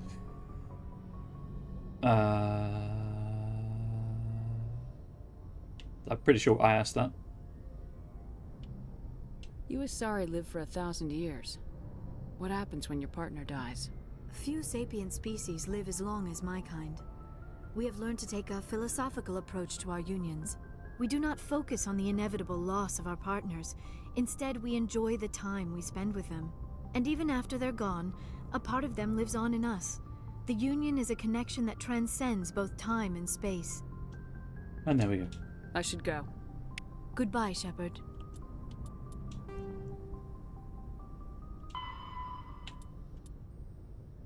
Asari, culture. Because of their long lifespan, Asari tend to have a long view not common in other races. When they encounter a new species or situation, the Asari are more comfortable with an extended period of passive observation and study than immediate action. They are unfazed that some of their investments or decisions may not pay off for decades or centuries. Matriarchs can seem to make incomprehensible decisions, but their insight is evident when their carefully laid plans come to fruition. In interstellar relations, this long view manifests in an unspoken policy of centrism. The Asari instinctively seek to maintain stable balances of economic, political, and military power. Traditionally, Asari spread their influence through cultural domination and intellectual superiority. They invite new species of advanced development to join the galactic community, knowing that their ideals and beliefs will inevitably influence the existing culture. Asari government. The Asari came late to the concept of world government. For centuries, their homeworld of Thessia was dotted with loose confederacies of great republican cities. The closest earthly equivalent would be the ancient Mediterranean city-states. Since the Asari culture values consensus and accommodation, there was little impetus to form larger principalities. Rather than hoard resources, the Asaris bartered freely. Rather than attack one another over differing philosophies, they sought to understand one another. Only in the information age did the city-states grow close. Communication over internet evolved into an electronic democracy. Asari have no politicians or elections, but a freewheeling, all-inclusive legislature that citizens can participate in at will. Policy debates take place at all hours of the day, in official chat rooms and fora moderated by specially programmed virtual intelligences. All aspects of policy are open to plebiscite at any time. In any given debate, the Asari tend to lend the most credence to the opinions of any matriarchs present, nearly always deferring to the experience of these millennia-old wise women. Achieving consensus through public debate may take too long in a crisis. In cases where prompt, decisive action is required, the Asari defer to the wisdom of local matriarchs. Prothean.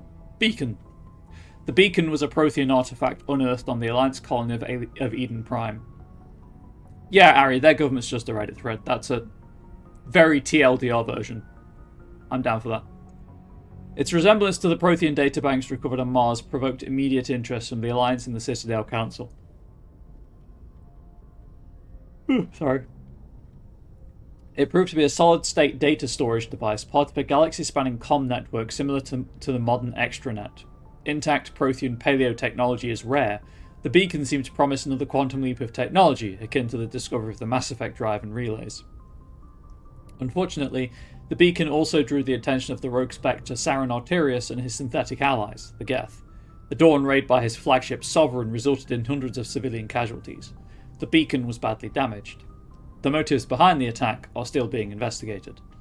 During the recovery operation, the Beacon fired a pulse of energy at the executive officer of the Alliance frigate Normandy. Lieutenant Commander Shepard survived and appears to have suffered no ill effects. Afterwards, the Beacon fell inert. The mechanism appears to be dead.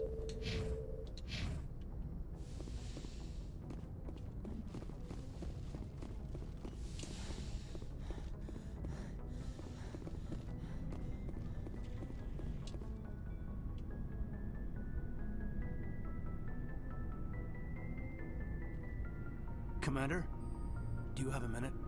I always make time for my officers. Off the record, I think there's something wrong here. This Saren is looking for records on some kind of galactic extinction, but we can't get backup from the Council? Sorry, Commander. There's writing on the wall here, but someone isn't reading it. The Council doesn't want to believe anything's wrong. I'd call it human nature, but... I hear you. It just seems like a group that's been around as long as the Council should see this coming. I mean, it's funny, we finally get out here, and the final frontier was already settled. And the residents don't even seem impressed by the view. Or the dangers. Well, well. You're a romantic. Did you sign on for the dream, Malenko? Secure a man's future in space? Yeah, I read a lot of those books when I was a kid, where the hero goes to space to prove himself worthy of a woman he loves, or, you know, for justice. Maybe I was a romantic in the beginning, but I thought about it after brain camp. Biotic acclimation and temperance training. I'm not looking for the dream. I just want to do some good. See what's out here. Sorry if I got too informal. Protocol wasn't a big focus back in Bot. Tell me about it. Biotic acclimation and temperance didn't last past the airlock. To the kids they hauled in, it was brain camp. Sorry, hauled in is unkind. We were encouraged to commit to an evaluation of our abilities so an understanding of biotics could be compiled. There are worse results of accidental exposure to element 0 in the womb. Beats the brain tumors some kids grew up with. Yes, I imagine it would. Is there some question about how you were exposed? My mother was downwind of a transport crash. It was before there were human biotics, a little after the discovery of the Martian ruins. It only gets iffy around 63 when Kinetics was running out of first-gen subjects. Until then, they'd relied on accidentals. A bunch of guys in suits show up at your door after school, and next thing you know, you're out on Jump Zero. Jump Zero is Gagarin Station, right? What's it like? Yeah, that's the official name. Old. Biggest and farthest facility we had for decades. Right on the termination shock, the outer edge of the solar system. It's where they did all the Goose Chase FTL research before we caught on to using mass effect fields. It was a sterile research platform when I was there. There were other kids in the same boat, right? At least you weren't alone out there. That's true. We did have a little circle that'd get together every night before lights out. We didn't have much to do. Kumbaya. It was a research platform. Poker, that kind of thing. Kinetics kept Jump Zero off the extranet to prevent leaks. Time to get physical. Then you must have had plenty of time to get to know each other. Yeah, we'd sit around and bull every night after dinner, play cards or network games. There was this girl named Rana, who had a little circle grow up around her.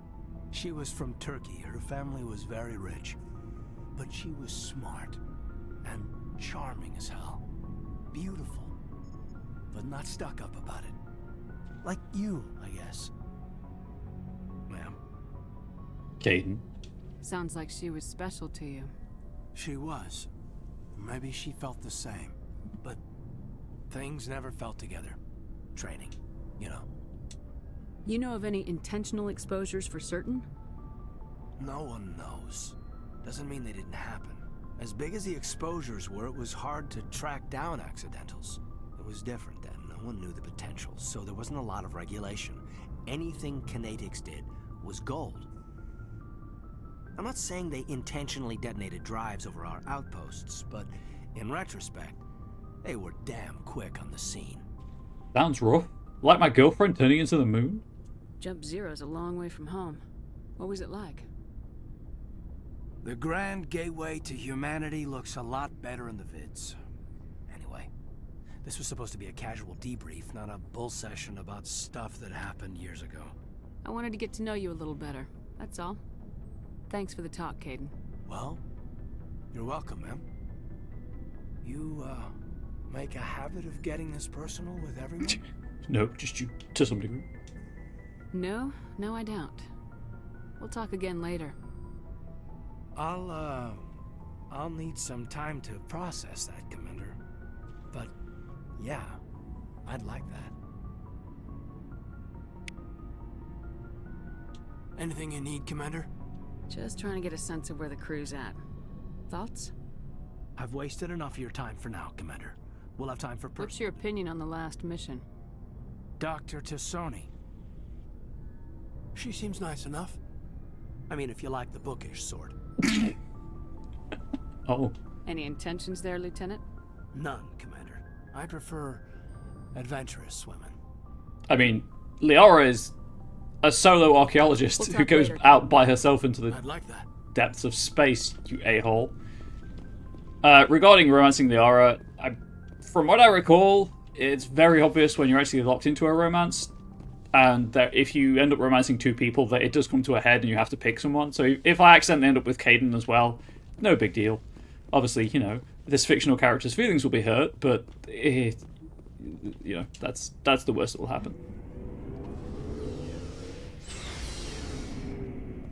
All right. Tali, anything new? Oh, hey. Codex entry. Oh, hello, Shepard. Like I need this. Are you okay? I don't know. Your ship is amazing, and your crew's been really great to me, especially your chief engineer. But I just sort of feel out of place. The Normandy runs so smooth it feels like we're not even moving, and the engines are so quiet. How do you sleep at night? The silence wakes you up? Back on the flotilla, the last thing you want to hear is silence. It means an engine's died or an air filter shut down. I guess you don't have to worry about that here. But old habits die hard.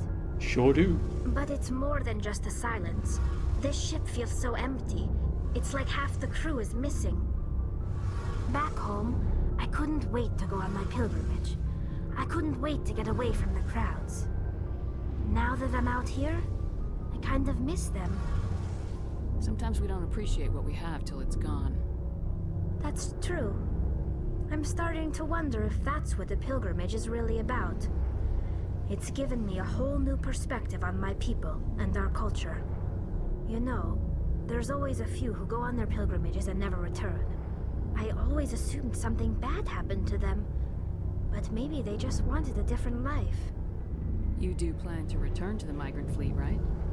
I could never abandon my people, Shepard. I will go back eventually, but we have to stop Saren first. Otherwise, I might not have a home to go back to. She makes a good point. She makes a very good point. Tell me about your people. I think we've Our heard lives all aren't of these. easy. There are unfortunately, Yeah. we have had to surrender. What kind of Well, in extreme cases of like what? Yeah, cool. I should go. See you later. Something I can do for you, Commander. Where else? My last assignment was on the Tokyo. Only a... Carry on, I Adam. don't think Adams has anything new to say for the rest of the game. Whee! Sprint, sprint, sprint, sprint, sprint. So, we've got Saren on the run. It won't be long now. Saren's good, but I'm better. Good. He's rotten. To the core. Hoorah. I could tell as soon as I met him. Why didn't you tell me this sooner? I would have if I thought it was important. I think I'd like to hear about it just the same. This was a while ago. A bunch of mercs were bragging about a job out near the edges of the Terminus systems. They said it paid well and the boss was never around to ride them. That's harassment. Call HR. They said he was looking for more men, too. So I checked it out. I didn't know Saren was openly recruiting mercs. It wasn't that open, and he only showed his face once. We'd been raiding ships in the area for months when we took out this massive cargo freighter. Our biggest haul yet. I was on board checking bodies for valuables, looking for some extra credits.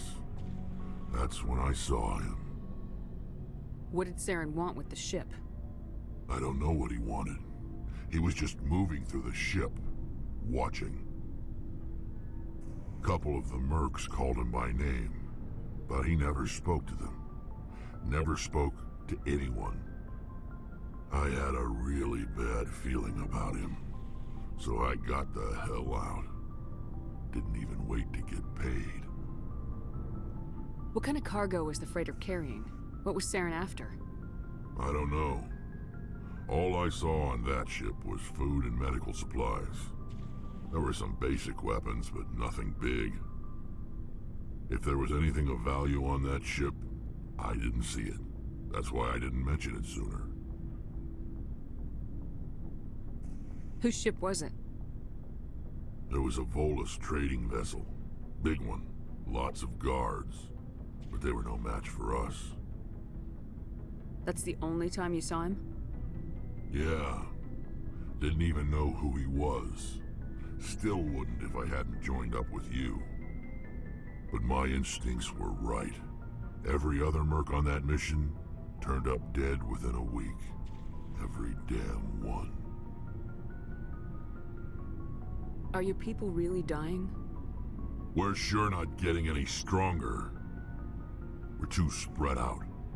None of us are interested in staying in our own system. I think we've had this one. Lots of species have left their homes and But they... Yeah. So we leave. Hire ourselves out. And most of us never go back. Say the thing. So long, Rex. Shepard. He said the thing! Right, Liara. I guess you could have the Lancer? I don't know.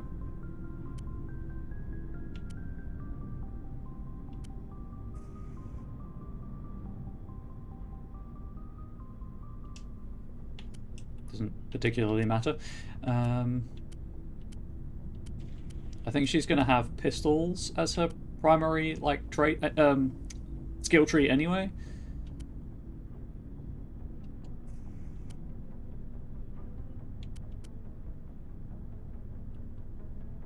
So I guess we'll just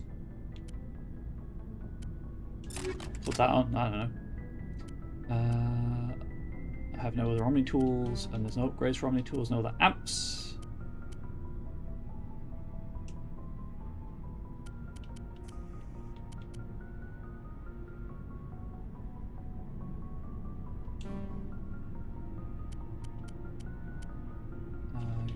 That one. Put a...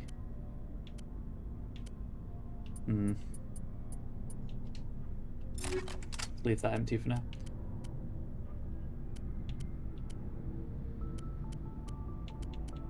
I think we're good there.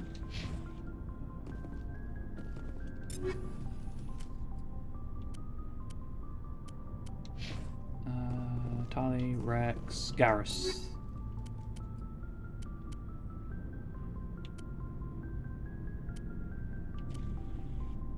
This is what I wanted to do.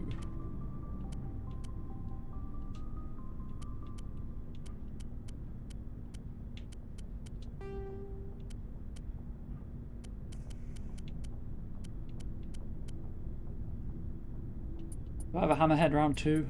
I do not. We'll just slap that on there, why not?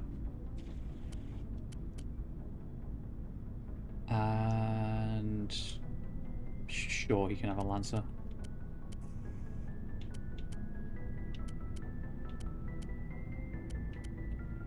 Interesting, I can't mark it for drunk.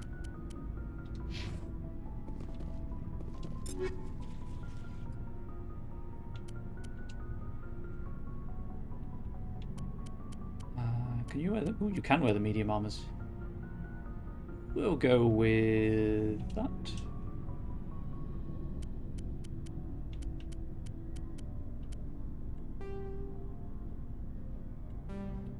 I'm not going to read every bit of lore about every company, by the way. You can do that in your own time. Commander? There's a lot. What's your opinion of the last mission? Not sure I buy Dr. Tassoni's story about her and her mom not talking. They're family, right? I think she's being straight with us. Or at least I don't think she lies very often. Yeah, she's probably really bad at it. Hey, want me to ask her about her sex life? Might be illuminating. Ashley, why are you like this? I don't think she's used to teasing, good-natured or otherwise. No fun, Commander. Too bad those ruins got destroyed. I mean, they lasted thousands of years. That's impressive. Do you have a few minutes to talk? One-on-one? Sure. I was hoping to get a minute of your time. Off the record. Yeah, Ashley is kind of a bitch. I keep an open-door policy. If you have any concerns, lay them on me. All right. I know things are different aboard the Normandy, but I'm concerned about the aliens, Vicarian and Rex. With all due respect, Commander, should they have full access to the ship? They may not serve the Alliance, Chief, but they're allies. At least as far as Saren goes. This is the most advanced ship in the Alliance Navy. I don't think we should give them free rein to poke around the vital systems. Engines, sensors, weapons. That's enough, Chief. You always second-guess your superiors? Ma'am, no ma'am. I'm sorry, I was out of line. I'll get back to my duties, Commander. Yeah, you will. Showed her who's boss. It's me. Commander, how are you? Why did you want to be a C-Sec officer in the first place? That's a good question. There were several reasons, I guess. Like what? Probably the same as most officers. I wanted to fight injustice, wanted to help people. I guess my father had something to do with it too. He was C-Sec, one of the best. I grew up hearing about his accomplishments or seeing his picture on the vids after a big arrest. He's taking my resignation pretty hard. That's tough. But you'd think he'd be impressed you're going after Saren. My father's a C-Sec man to the bone. Do things right or don't do them at all, he says. He thinks I'm being too rash, too impatient. He's worried I'll become just like Saren. He actually talked me out of becoming a Spectre when I was younger, for the same reasons. I'll shoot you if that becomes a possibility, Garrus. Don't worry about it. You were asked to be a Spectre. Well, I was targeted as a possible Spectre candidate. Me and about 1,000 other Turian military recruits. I could have received special training, but my father didn't like it. He despises the Spectres. He hates the idea of someone having unlimited power with no accountability. He wouldn't like you, Commander. No offense. I suppose I can understand his concern. You can. But Saren's not going to play by our rules, C-Sec's rules. If you want to nail Saren, you need to send someone who isn't restricted by policies and procedures. It's not an option, chat. I'm sorry. For those of you out there who want an enemies to lovers arc for Saren, it's not going to happen. Just because you can break the rules doesn't mean you should. I don't need to stoop to Saren's level to stop him. And neither do you, Garrus. I see what you mean, but I'll think about it. Thanks, Commander. You're welcome. Looking for supplies? Looking to sell some junk, actually, but sure. You bet, Commander. Whatever I have to say for you to give me money. Boop. Wow! 42-42-4. Amazing. That's cool. That's cool. Right, please wait while I sell all of my low-level upgrades.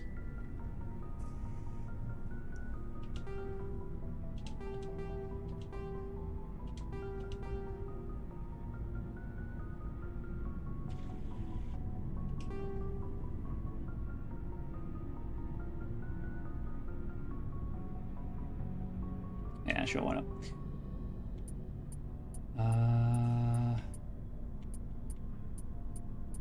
We'll keep all of these others. Going up. I'm going to talk to Joker and then go to the galaxy map, get to the next system, and then take my wellness break, I think. Salute! Yeah.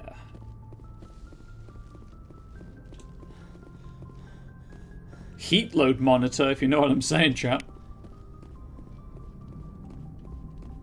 I prefer gold to silver, you know, for my medal. I figured you'd recommend me for one since I pulled your boots out of the fire. If we present you with a medal, you'll end up sitting on stage listening to politicians make speeches for a couple of hours. That's a good point. They'd probably make me shave, too. I spent the last 7 weeks working on this baby. No medal's worth that. So, Commander, why don't you tell me why you're really here? How'd you end up joining Look, the if you spend all that time around Alliance ships, there's a good chance you'll end up going to the Academy. How's the Normandy performing? Is She's the best. The Normandy's probably too much. I have to go. Yeah, everything there. I knew that one had a codex entry tied to it. You just have to unlock it.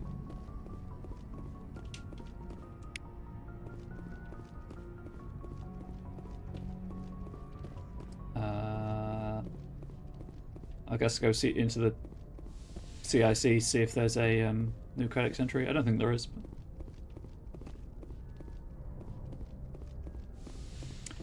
Okay. Read the new codex entries. Council races. Turians, culture. While Taurians are individuals with personal desires, their instinct is to equate the self with the group and set aside personal desires for the good of all. Taurians are taught to have a strong sense of personal accountability, the Turian honour that other races find so remarkable. Taurians are taught to own every decision they make, good or ill. The worst sin they can make in the eyes of their people is to lie about their own actions. Taurians who murder will try to get away with it, but if directly questioned, most will confess the crime. Taurians have a strong inclination towards public service and self-sacrifice, so they tend to be poor entrepreneurs. To compensate, they accepted the mercantile Volus as a client race, offering protection in exchange for their fiscal expertise. The Taurian military is the centre of their society. It is not just an armed force, it is an all-encompassing public works organisation. The military police are also the civic police. The fire brigade serve the civilian population as well as military facilities. The Corps of Engineers builds and maintains spaceports, schools, water purification plants and power stations. The Merchant Marine ensures that all worlds get needed resources. Taurians' military doctrine. Although they lack the brutality of the Krogan, the skill of the Asari, and the virtuosity of the humans, that's what they went for humans? Virtuosity? The Taurian military has formidable discipline. Officers and NCOs are lifers with years of field experience. Enlisted personnel are thoroughly trained and stay calm under fire. I apologise. Taurian units don't break. Even if their entire line collapses, they fall back in order, setting ambushes as they go. The popular saying holds, "You will only see a Taurian's back once he's dead." Boot camp begins on the 15th birthday. Soldiers receive a year of training before being assigned to a field unit. Officers train for even longer. Most serve until the age of 30, at which point they become part of the reserves. Even if they suffer injuries preventing frontline service, most do support work behind the lines.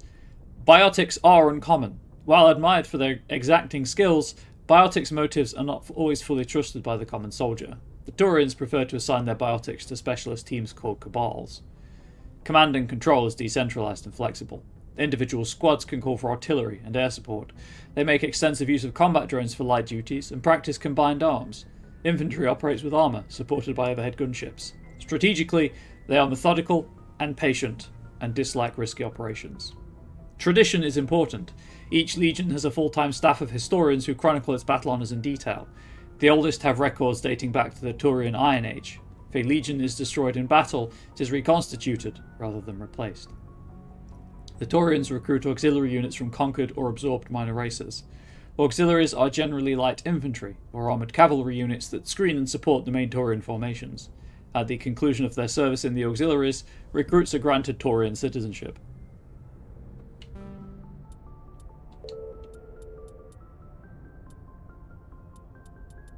Sorry, I'm just double checking something I read. So I think, cool. Stations. Gagarin Station. Gagarin Station is the largest deep space station built by humanity, a Bernal sphere design with a 500-metre diameter habitable area. It was constructed beyond Pluto, nearly 80 astronomical units, 12 billion kilometres from Sol. Moving crew and material to this location bankrupted most of the backers. Gagarin was placed at the inner edge of the heliopause, the point at which the solar wind can no longer push back the interstellar medium. It was built to test a number of faster-than-light drive principles that, theoretically, could only occur in interstellar space. The station was nicknamed Jump Zero, as it was intended to be the jumping-off point for humanity's expansion into the galaxy. Shortly after the station was completed, the Prothean ruins were discovered on Mars, rendering the entire effort moot. To which I can only say, get wrecked, Gagarin Station.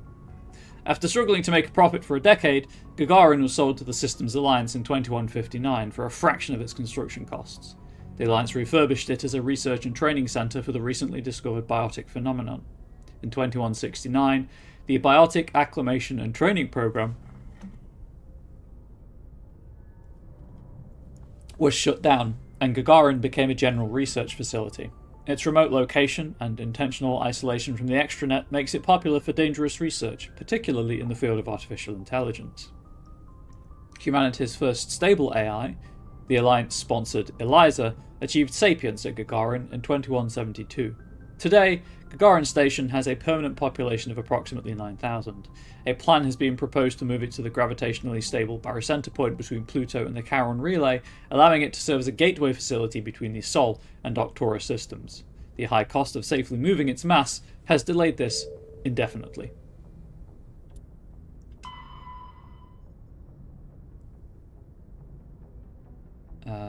Space combat. Combat endurance. Heat limits the length and intensity of ship-to-ship combat. Starships generate enormous heat when they fire high-energy weapons, perform maneuvering burns, and run onboard combat electronics. In combat, warships produce heat more quickly than they can disperse it. As heat builds within a vessel, the crewed spaces become increasingly uncomfortable. Before the heat reaches lethal travels, a ship must win or retreat by entering FTL. After an FTL run, the ship halts, shuts down non-essential systems, and activates the heat radiation gear. Combat endurance varies by ship design and by the battle's location. Battles in the deep cold of interstellar space can go on for some time. Engagements close to a star are brief. Since habitable worlds are usually close to a star, battles over them are frantic. Starships heat management. Dispersal of heat generated by onboard systems is a critical issue for a ship. If it cannot deal with heat, the crew may be cooked within the hull. Radiation is the only way to shed heat in a vacuum. Civilian vessels utilize large, fragile radiator panels that are impossible to armor. Warships use diffuse radiator arrays, DRA, ceramic strips along the exterior of the armored hull. These make the ship appear striped to thermographic sensors. Since the arrangement of the strips depends on the internal configuration of the ship, the patterns for each vessel are unique and striking. On older ships, the DRA strips could become red or white hot. Dubbed tiger stripes or war paint by humans, the glowing DRA had a psychological impact on pirates and irregular forces. They need prunes, obviously. Strip radiators are not as efficient as panels, but if damaged by enemy fire, the ship only loses a small portion of its total radiation capacity. In most cases, a vessel's DRA alone allows it to cruise with no difficulties. Operations deep within a solar system can cause problems. A ship engaged in combat can produce titanic amounts of heat from maneuvering burns and weapons fire. When fighting in a high heat environment, warships employ high-efficiency droplet heat sinks. In a droplet system, tanks of liquid sodium or lithium absorb heat within the ship. The liquid is vented from spray nozzles near the bow as a thin sheet of millions of micrometer scale droplets. The droplets are caught at the stern and recycled into the system. A droplet system can sink 10 to 100 times as much heat as DRA strips. Droplet sheets resemble a surface ship's wake through the water. The wake peels out in sharp turns, spreading a fan of droplets as the ship changes vectors and leaves the coolant behind. Biotic amps. Biotics manipulate mass effect fields using dozens of element zero nodules within their nervous systems that react to electric stimuli from the brain. Amplifiers allow biotics to synchronize the nodules so they can form fields large and strong enough for practical use. Amplifiers can improve a specific discipline or talent. An implant is a surgically embedded interface port into which amps are plugged in. On humans, the implant is usually placed at the base of the skull for convenient access, though the user must be careful to keep it free of contaminants. Implant ports can fit a variety of amps, and there's a growing market for modifications and add-ons. The finest quality implants and amps are manufactured by Asari artisans, but the Alliance's L3 implants, first deployed in 2170, are a significant step forward. Biotics training. Biotic implants and amplifiers only provide the potential to create coherent mass effect fields. Whether biotics can actually do so is largely determined by their training. Biotics must develop conscious control over their nervous systems, sending specific electrical impulses to the element zero nodules embedded in their nerves. They are taught to use their implants and amps with biofeedback devices and physical mnemonics. Specific gestures or muscle movements fire the proper sequence of nerves to activate a certain skill. Kinetics Industries pioneered biotic training with the Biotic Acclimation and Temperance Training Program. Although BART did not achieve the desired results, many techniques taught are still used today. Many human think tanks are trying to develop some form of biotic super soldier. Most are benign efforts to create more flexible troops. Others, less publicly known, are unapologetic attempts to create Nietzschean supermen. The Ubermensch. Faster than ship mobility dominates space combat. The primary objective is to align the mass accelerator along the bow with the opposing vessel's broadside. Battles typically play out as artillery duels, fought at ranges measured in thousands of kilometers, though assaults through defended mass relays often occur at knife fight ranges, as close as a few dozen kilometers. Most ship-to-ship engagements are skirmishes between patrol vessels of cruiser weight and below, with dreadnoughts and carriers only deployed in full-scale fleet actions. Battles in open space are short and often inconclusive, as the weaker opponent typically disengages. Once a ship enters FTL flight, the combat is effectively over. There are no sensors capable of tracking them, or weapons capable of damaging them. The only way to guarantee an enemy will stand and fight is to attack a location they have a vested interest in, such as a settled world or a strategically important mass relay. Please note that is different to a strategically important mass relay, one of them you pay tariffs on. As a joke for the Americans in the audience.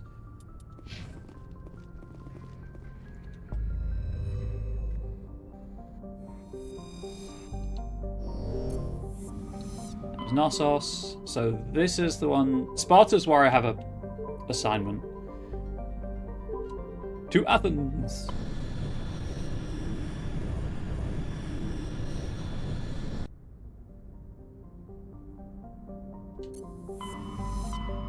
I'm an idiot. Exit, not zoom out. Right, chat. I mean, YouTube. You know, don't go anywhere, but it'll be like nothing's happened.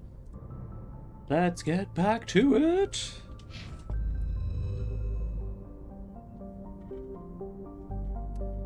Forgot to check which planet I land on. That's on me. Salamis, or, for the food-oriented among us, myself included, salamis. The geological properties of Salamis have been scanned from orbit, but little else is known about it. Due to its thick carbon dioxide atmosphere and proximity to the energetic star Athens, the equatorial daytime temperatures have been known to turn the surface molten. The crust is composed of iron with deposits of platinum group metals. Orbital period 0.4 Earth years, radius 6,894 kilometers. Day length 58.6 Earth hours, atmospheric pressure 1.40 Earth atmospheres, surface temperature 520 Celsius, little toasty, surface gravity 1.3 G.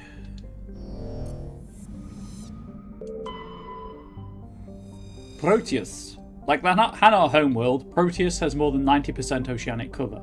The incredible heat thrown off from Athens raises global humidity to 100%, creates constant cloud cover, and powers colossal typhoons that rage across the surface year-round.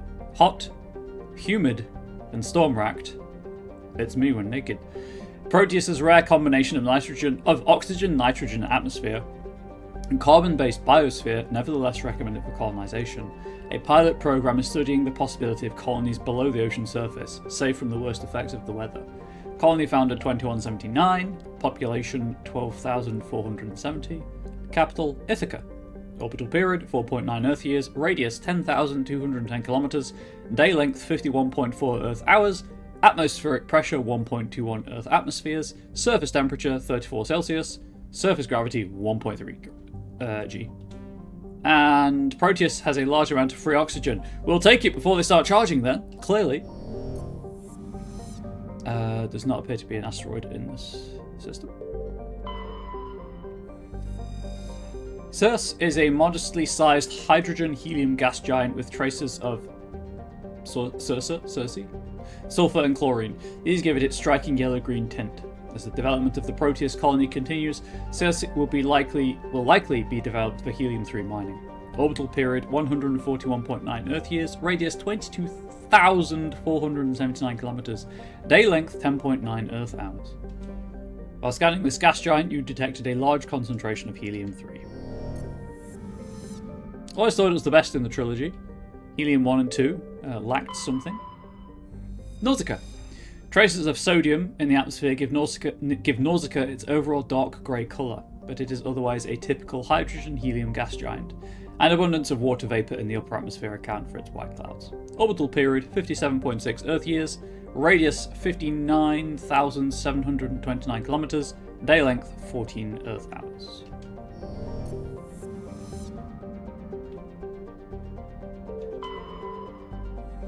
Pharos. Distant Pharos has seen only a cursory examination by an unmanned probe.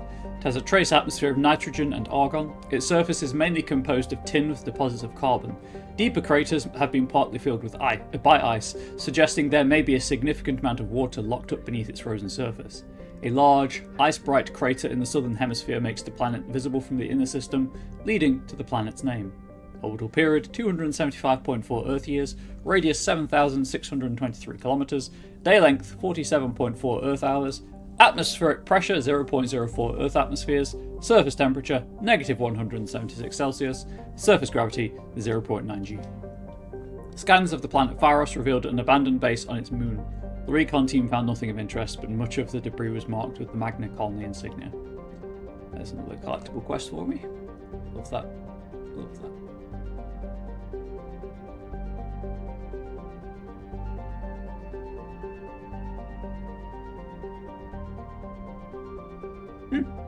Athens is the only system in Mass Effect with no planet to land on or ship to board. Interesting.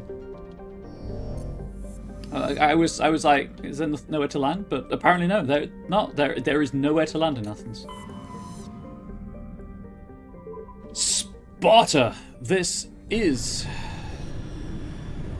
I know there's somewhere to land in Sparta because Sparta is where I typically go first.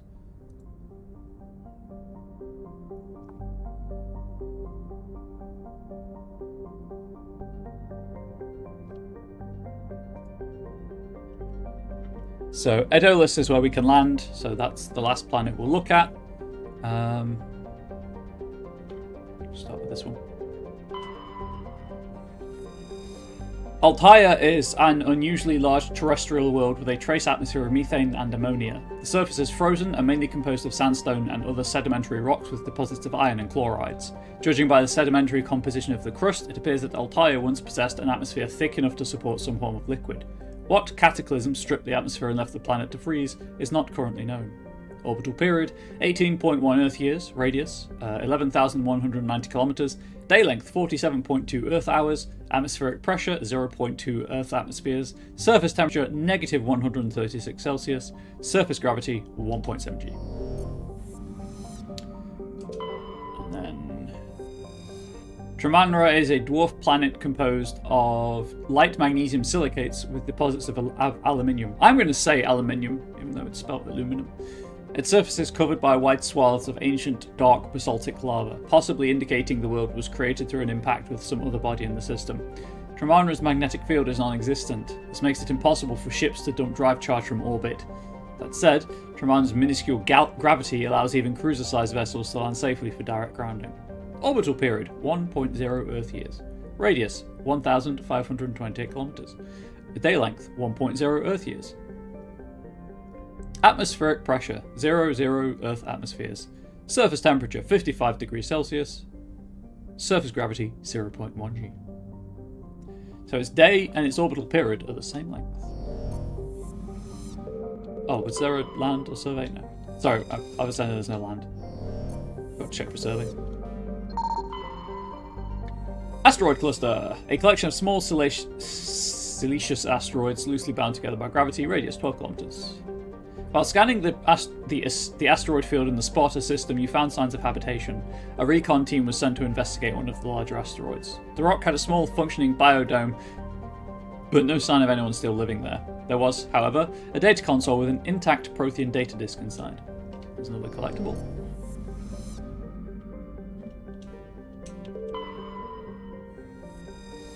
Small distant Alsage is a small terrestrial with a trace atmosphere of methane and argon.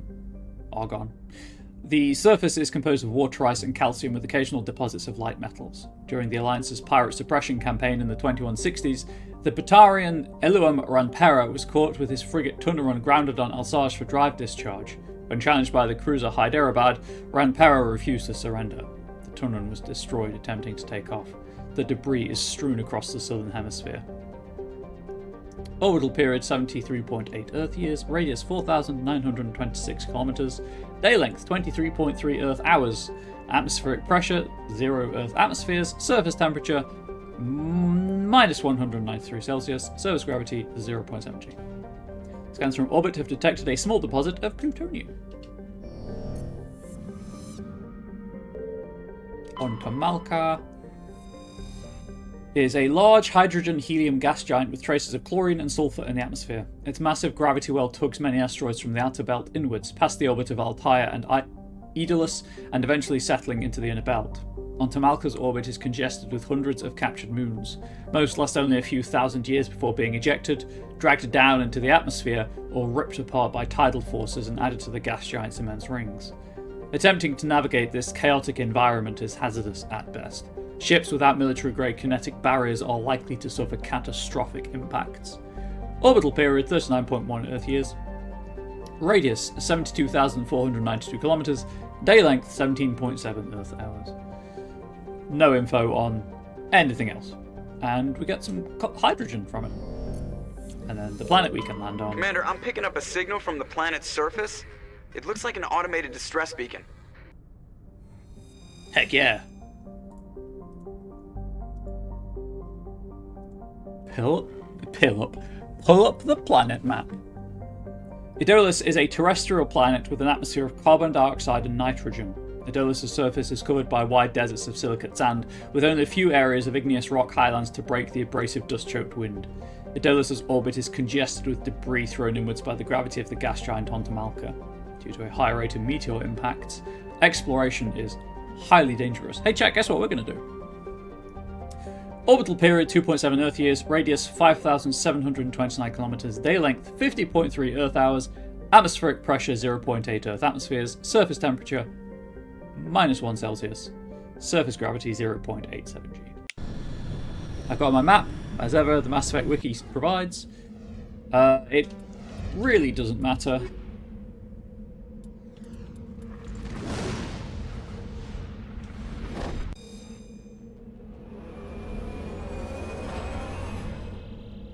Yeah, we're going down there, Aaron.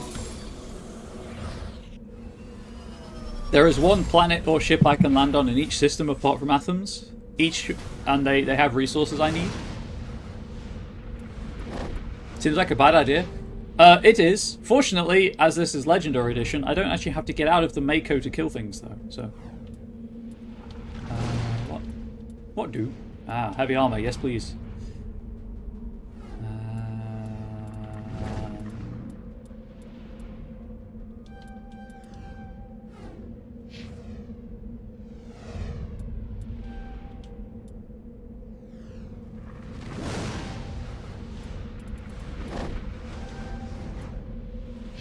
I don't have any points.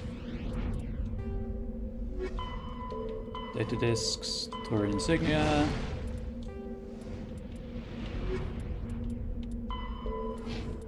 What's my new mission? What?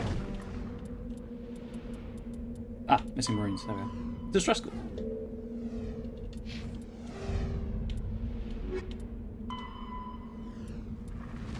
Taurians, the Unification War. At about the time the Solarians and Asari were forming the Council, the Taurians were embroiled in a bitter civil war. The Unification War, as it was later named, began with hostilities between the colonies furthest from the Taurian homeworld, Palaven. These colonies were run by local chieftains, many of whom had distanced themselves from the hierarchy. Without the galvanizing influence of the government, the colonies became increasingly isolated and xenophobic. Colonists began wearing emblems or facial markings to differentiate themselves from members of other colonies, and open hostilities became common. Speaking of which, fun fact for the day, today you learned, chat, I believe it's chimpanzees are racist. Because they're so territorial, if a member leaves a social group that it was born into, or has, is an established member of, let's say, and joins another social group, and then tries to come back, they will be persecuted and attacked. When war finally broke out, the hierarchy maintained strict diplomacy and refused to get involved. After several years of fighting, less than a dozen factions remained, and the hierarchy finally intervened. By that time, the chieftains were too weak to resist. They were forced to put an end to fighting and renewed their allegiance to the hierarchy. This is what was unlocked by me finding the Taurian colony wreckage. Though peace was restored, it took several decades for animosity between colonists to fade completely. To this day, most Taurians still wear the facial markings of their home colonies. As a point of interest, the Taurian term barefaced also refers to one who is beguiling or not to be trusted. It's also a slang term for politicians. Protheans, data discs. Despite all the evidence confirming the existence of the Protheans, little is known about their culture and society. From time to time, dig sites will yield new clues, but after 50,000 years of decay, little of value is unearthed. Recent research has focused on the discovery of Prothean data disks. Please note, on the left in the codex it says disks with a K. On the right in the entry is disks with a C. It is bothering me. On their own, they are frail and rarely found in one piece. Occasionally, however, an intact disk will be discovered within a console or reading device. To date, over 3 dozen disks have been recovered, and a few of those have been restored to the point where researchers can begin analysing them. Though it may be some time before scientists discover a way to transfer the data off the disks, they are currently considered the most tangible leads for learning more about the Prothean culture.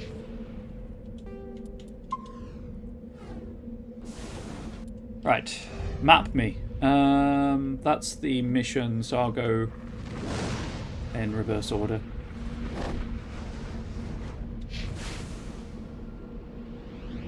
We're reversing. Well, actually, we're just turning around. Oh, the thrusters make it so much easier.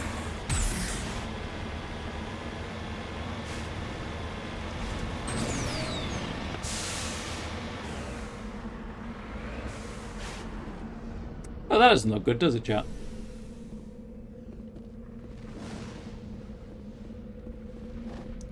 Maybe something happened to those Marines. We may never know.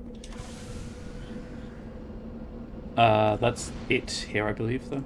It's just a point of interest on there. Yeah. Oh, chat, that is an M29 Grizzly, by the way. We're obviously in the Mako, so I assume all of the Systems Alliance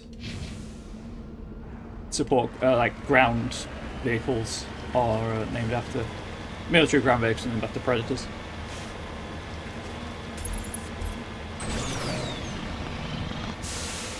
Grizzlies are bears, Makos are sharks. Congratulations, whoever just won 5 points from the jump catch game.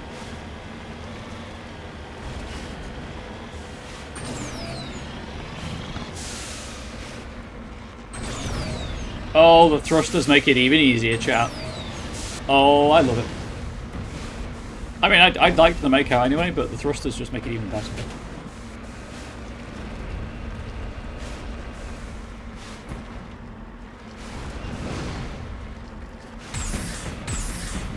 The jump jets were always there. It's the actual thrusters. You know what I mean? That were added.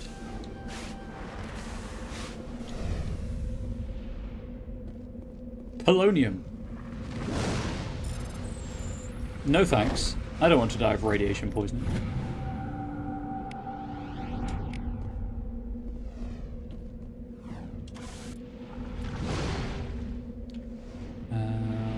Go down here.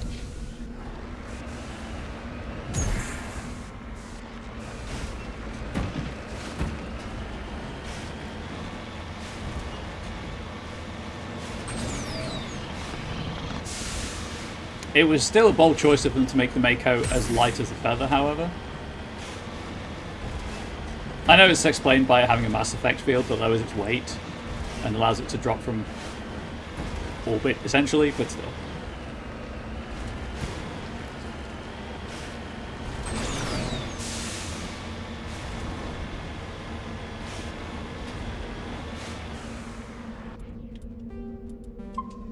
For those who don't know, I keep saving before I do these deposits. One, in case I mess it up.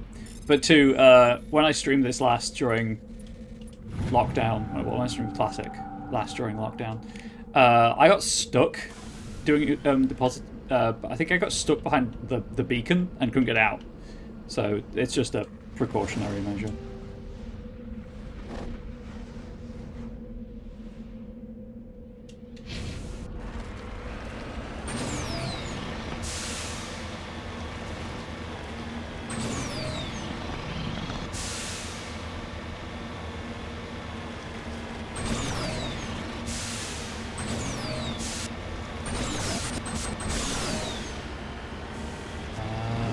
Follow this ridge line.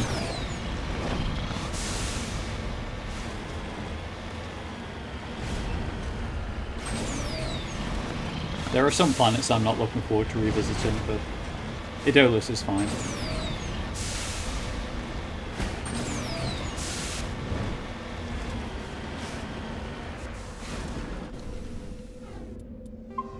Ah, I didn't mean to do that.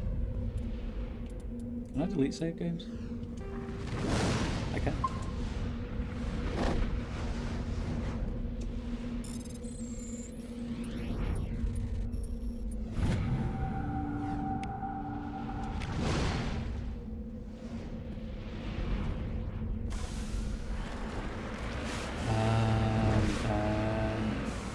Well, I can see it on the mini-map, so we'll go on the next point of interest. Keeping an eye on the preview to see how the juddering is doing. Seems fine at the minute. I turned off the thing that makes the emotes appear on screen, and that appears to have resolved most of it. Maybe?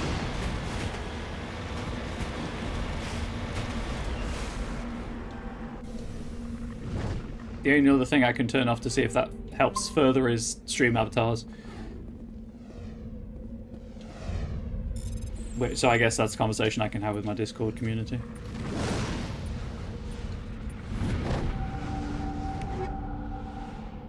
Nice. Grenades! Have I got any equipment on my grenades? Yes, I do. I'll stick high X4 on it, why not? Seems like a good idea.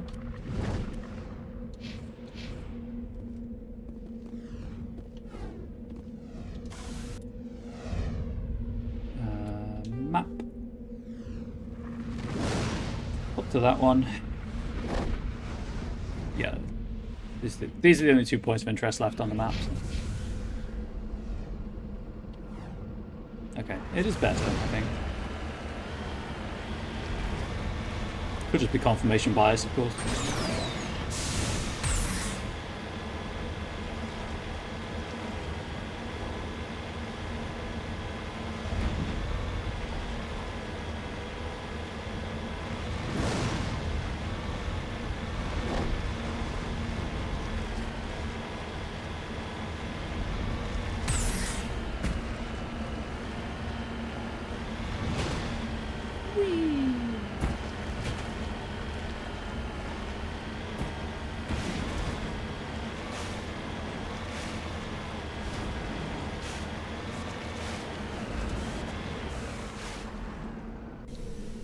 It's a probe.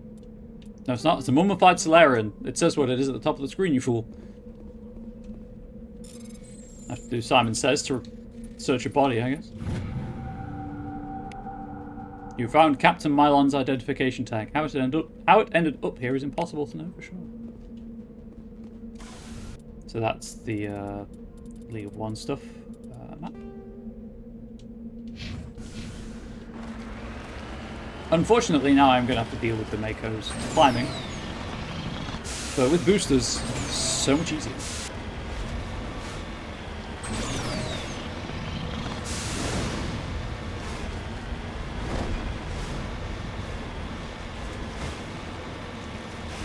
Makes me sad they took the Mako out of later games. The Hammerhead just isn't the same. I did enjoy the Nomad in the bit of Andromeda I played. Right, this is going to be vastly different now I don't have to get out. I'm going to save the game first.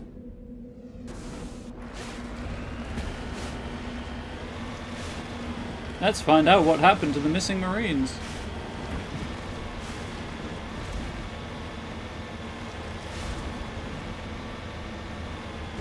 Oh no, it was a Thrasher Maw.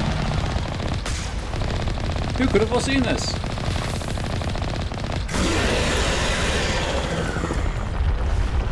Oh, get away from the tentacle.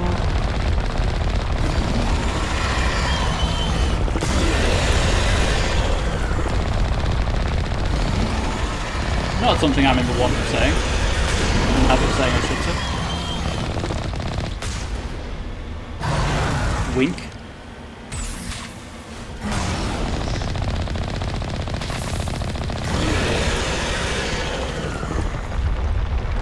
Mako's house is fine, I believe.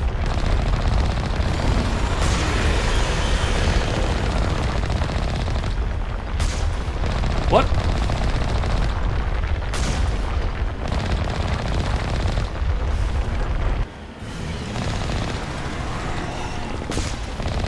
What was happening with that tentacle? Allow that sweet 360 chat.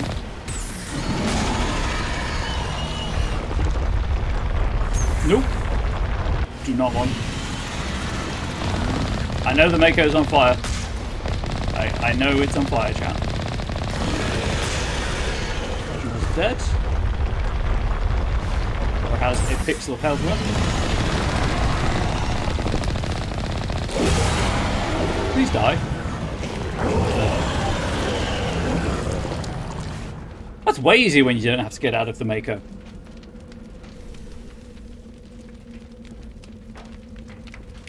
Alliance soldiers. Looks like they were lured here by the distress beacon. Looks like these men were under Admiral Kahoku's command. You want to know what happened here? Yeah, you would. I'd probably tell him.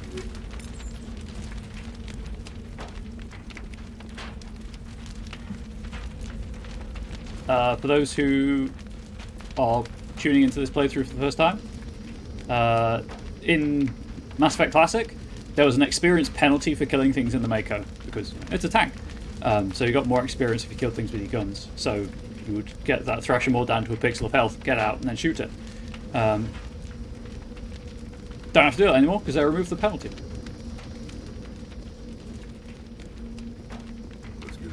Can I not?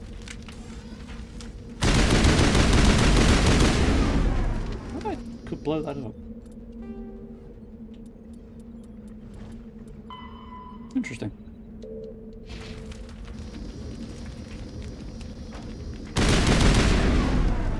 Guess I can't.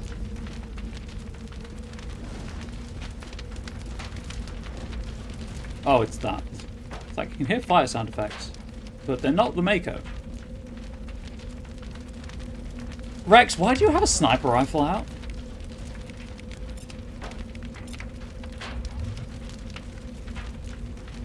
How's this work? Right, well that's everything to do here, so. Back to the Normandy.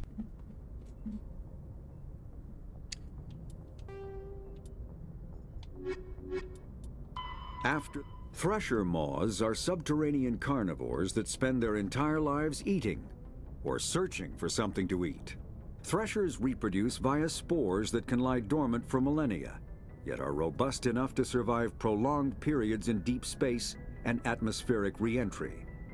As a result, Thresher spores appear on many worlds, spread by previous generations of space travelers. The body of a Thresher never entirely leaves the ground. Only the head and tentacles erupt from the Earth to attack. In addition to physical attacks, Threshers have the ability to project toxic chemicals and emit bursts of infrasound as a shockwave weapon. The Alliance first encountered Threshers on the colony of Akuz in 2177.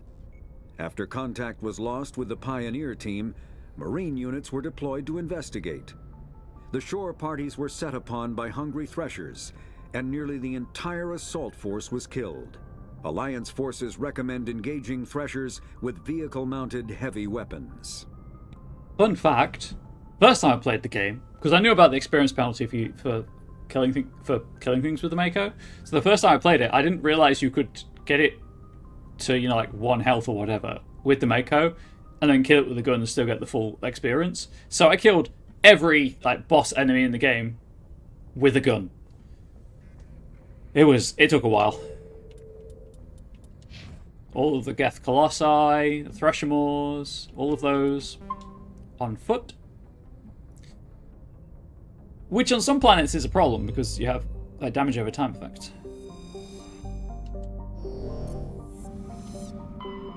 That's everything in Artemis Tau. Moving on to Hades Gamma.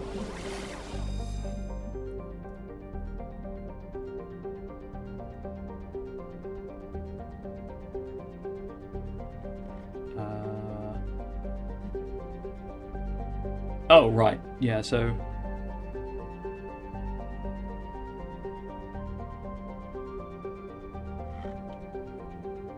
yeah. Okay. Well, we'll start at Farinata. I believe this gets more planets, more systems in Mass Effect 3.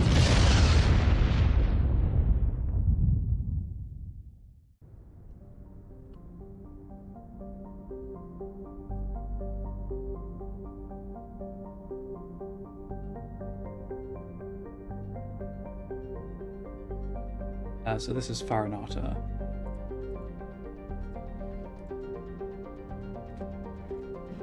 That's where I can land. It's a ship, so we'll start all the way over here. I think you're right, but there's a lot of planets in the other... Exactly, there is a lot of planets in the other games. And of course they're going to reuse areas if they can. Nepne. With a rare combination of features, Nepne is of particular interest to the scientific community. Oh, got my controller. That's my bad. Nepne is a small terrestrial planet with a thin atmosphere of carbon dioxide and krypton. As with all the worlds of Farinata, its surface is scorching hot. The crust mainly consists of silicates laced with iron. Orbital period 302 Earth years. Radius 3,742 kilometers. Day length 30.1 Earth hours. Atmospheric pressure 0.23 Earth atmospheres. Surface temperature 848 Celsius. You know what, chat? You could toast bread at that temperature. Surface gravity 0.27. While scanning this planet, you detect a large deposit of thorium on a nearby moon.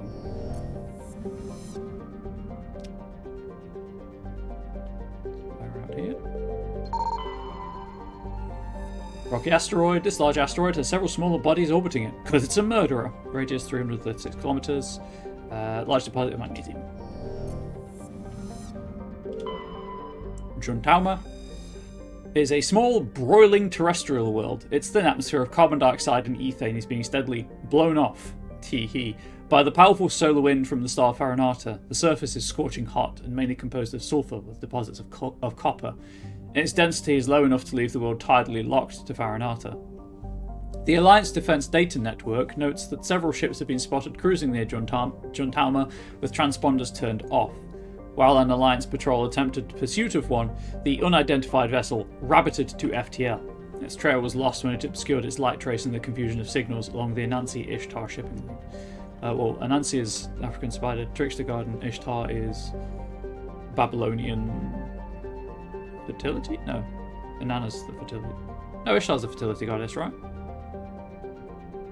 Maybe also death goddess? Orbital distance 69.9 AU, orbital period 102 Earth years, radius 4,227 kilometers, day length 102 Earth years. That's same as its orbital period. Atmospheric pressure 0.36 Earth atmosphere, surface temperatures 1,176 Celsius. Chat, you can make s'mores at that temperature. Surface gravity 0.38. Side note, never actually had a s'more. Prothean data disk. Scans of Juntauma revealed a derelict freighter in mid-stage orbital decay. Your salvage team boarded the vessel and determined it had been attacked by raiders. There was little value still on board, but the team did find a Prothean data disk. Go down to Tuntsagon. Is a hydrogen-helium gas giant with traces of chlorine and nitrogen in its atmosphere. It has an unusually small number of moons for a gas giant, a mere 7. This is no doubt due to the star Farinata capturing the majority of the mass during the nebula collapse that created the system. Orbital distance 5.6 AU, orbital period 3.2 Earth years, radius 42,418 kilometers, day length 9.1 Earth hours. Inanna is the Mesopotamian goddess of love, war, and fertility. I was right, and was known by the Babylonians as Ishtar. So that's why I got both the names wrapped up in my head, because they're the same person.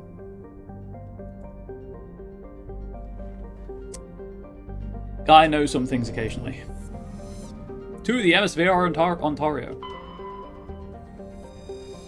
The Ontario is a Kowloon-class modular conveyor of human design, configured for mixed freight and passenger hauling. It is making a hard burn for the cover of an asteroid cluster. Registry, private owner, Citadel Station.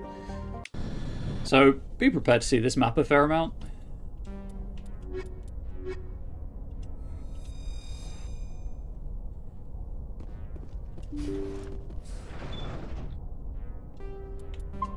In different configurations of like where I can go and where crates are, but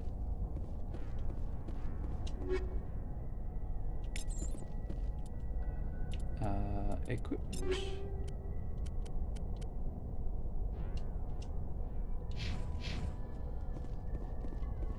Look at all those red dots.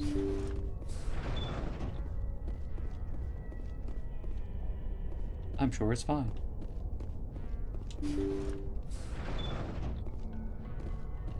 So these are kind of the horror, like the haunted house segments of the game.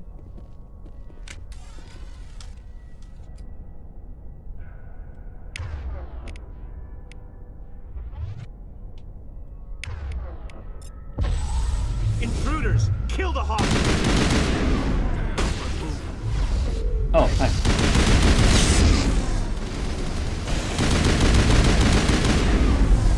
I've fallen over.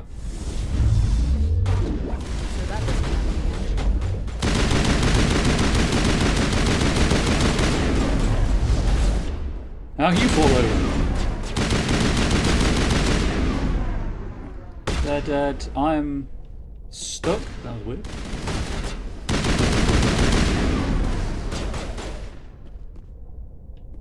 Alright.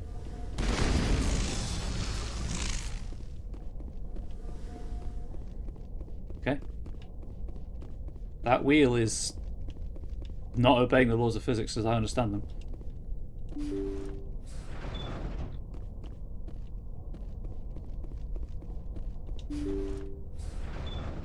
See how it is? Cutscene. You write letters and everyone ignores you. Force is the only thing people appreciate. So how about if I kill Chairman Burns and finish this charade? Please, I was trying to help you people. Let's not do anything we're all gonna regret. Why not? What have we got to lose? Since the chairman here decided that we didn't get reparations, we've got nothing left to live for. But I've changed my mind. Seeing you all, it's clear that you all deserve... You had your chance. Some L2s are nearly crippled from side effects of the implants, but you voted against reparations. Think about this. Burns is the one man who can help you. Yes, if you release me, I can take another look at the reparations request. What, we're supposed to trust you? Sure, you promise us freedom and say everything will be fine, but as soon as we surrender, you'll double-cross us. I'm not promising to let you go. All I'm saying is that Burns will take another look. Right, Burns? Absolutely. Right, Burns? I had no idea that the L2 biotics were this desperate. If I'd known, the reparations will come. For whatever it's worth. I promise that.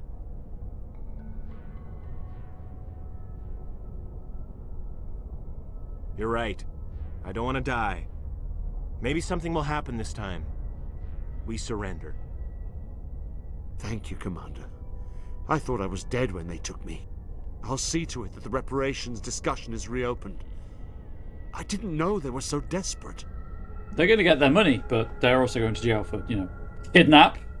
A 5th Fleet cruiser will be by shortly to pick you and the prisoners up.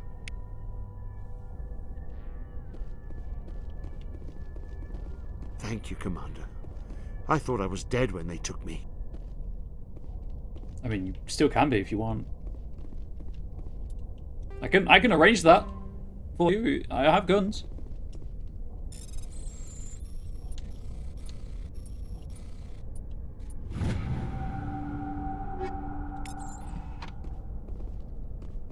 Also, for people who've never played before, something that is important to note is you have to sell your equipment regularly because there is an inventory cap. And it is very easy to hit it without realizing.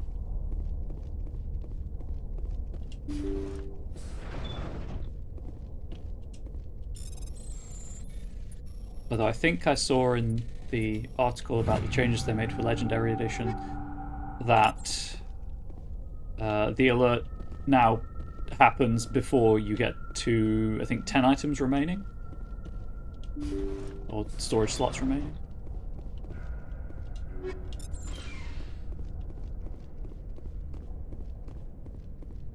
So the Kowloon class cruiser, freighter, whatever is this. This is the same map they use for all of the spaceships you land on. As I said, they just put the boxes and things in different places. Prison means someone will be checking on and taking care of them. Granted, as seen later, they can be downsized to such a place, but things can be worse. That is true. I mean, they're not in purgatory, so could be worse, I guess. Well, they almost certainly won't be going to purgatory.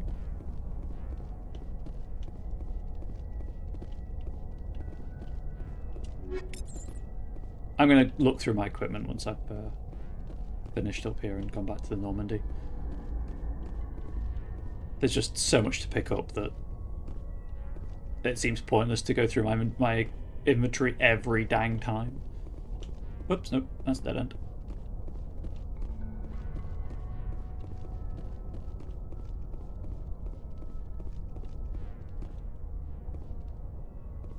Anything tucked away back here?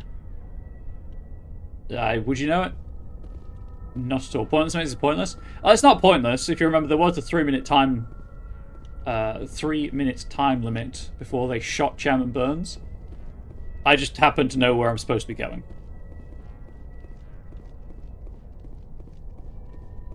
I think I've got everything. I don't mind missing the odd item here or there anyway, so. Back to the Normandy.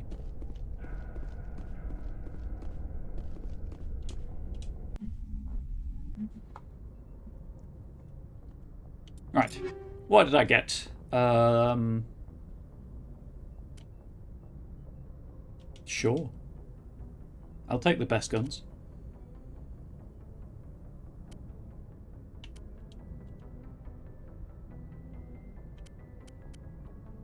Junk that, junk that. Damage up.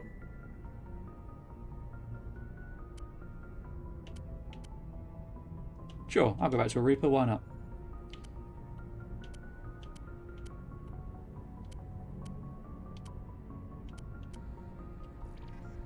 Assassin armor. Hell yeah.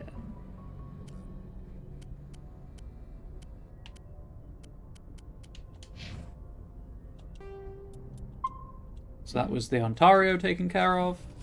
Message coming in. Patching it through. Thank you for dealing with the hostage situation, Commander. Chairman Burns was quite impressed by the way you resolved the situation peacefully. Your assistance above and beyond the formal duties has been noted, Commander. Fifth Fleet out. Yes, Ari, I would like a message from the Noodle, please and thank you. Anyone who watched The Quarry playthrough, either of them, may recognise that voice. That is Lance Henriksen. He plays Admiral Hackett of the Fifth Fleet in this. He was in The Quarry as Jedediah, I think. And he's also, Bishop in the Alien franchise. Oh, look at that message from the Noodle. Amazing. Truly, we're blessed. Also from Millennium. I never saw Millennium, but I will take your word for it. I mean, he's a prolific sci-fi actor. So, it wouldn't surprise me. Also, this is apparently the Crab Nebula. So that's pretty cool. Antaeus.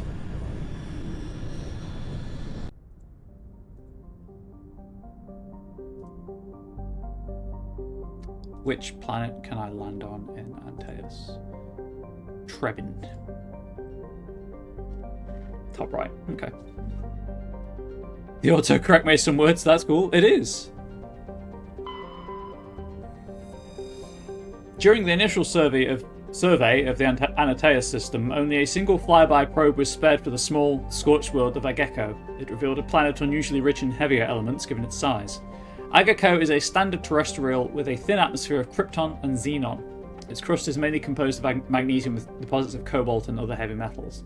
Due to extremely rough crater terrain, starships are discouraged from landing. Orbital period 0.1 Earth years, radius 2,147 kilometers, day length 59.9 Earth hours, atmospheric pressure 0.27 Earth atmospheres, surface temperature 346 Celsius, surface gravity 0.25 G. Millennium is an X-Files spin-off from the late 90s. It's very dark for the time. That's her. I mean, I'm intrigued. I like the X-Files.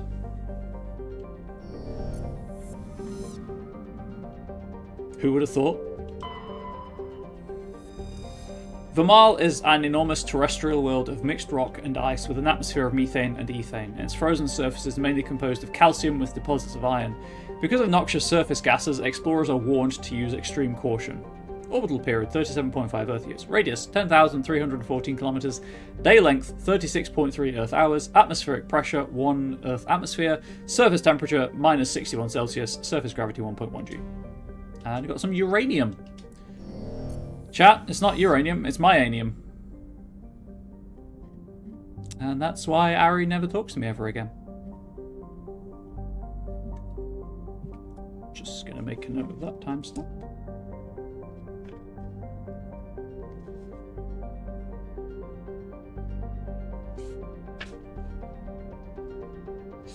Going through my to-do list.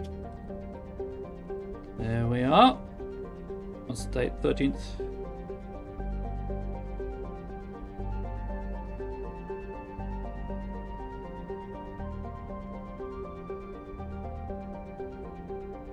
Trigger warning, the first or second episode features a human-sized microwave and someone gets microwaved in it alive. Amazing! That's like, oh god, is there a Metal Gear Solid game where there's a corridor of microwaves and you have to slowly crawl through it?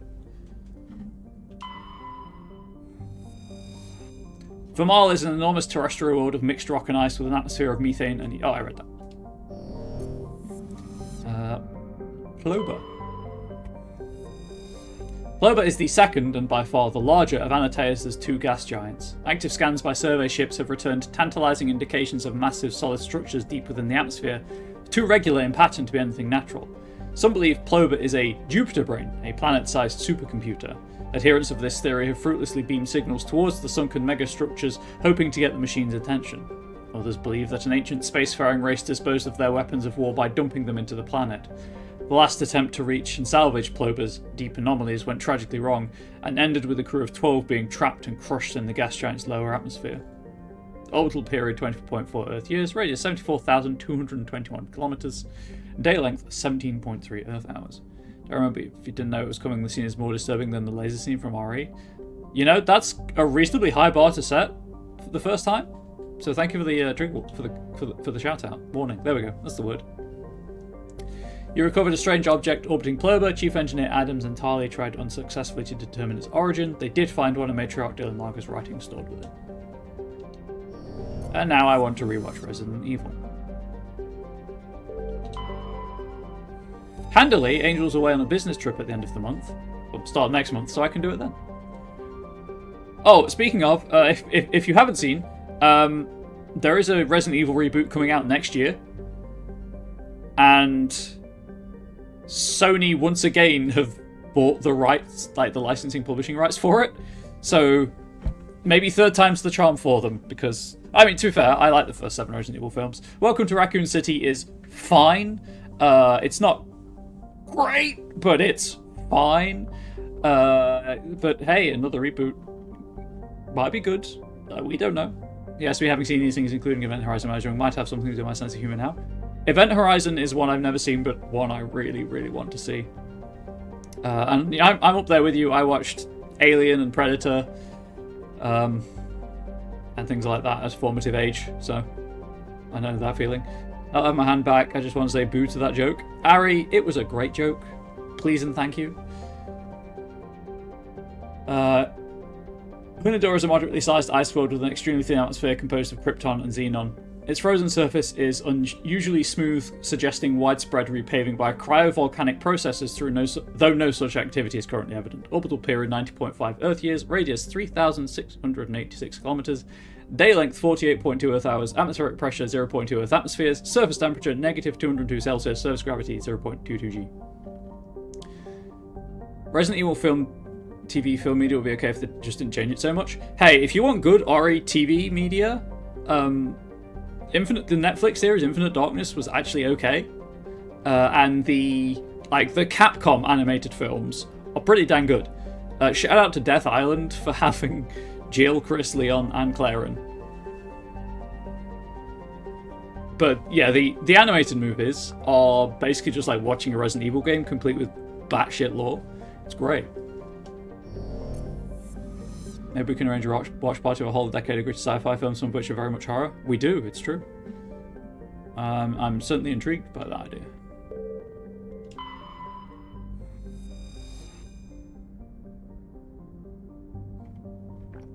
Edmos is a standard hydrogen-helium gas giant with traces of methane in its atmosphere. If Trebin's terraforming is successful, it is expected that a helium-3 fuel refining facility for the system will be set up here. Orbital period 7.8 Earth years, radius 36,826 kilometers, day length 13.7 Earth hours. We got some hydrogen from that. Did I did not. I'm just double checking that interacting with chat hasn't distracted me from survey buttons. Pretty sure it hasn't, but I know me, chat. I will miss it if it's there to miss.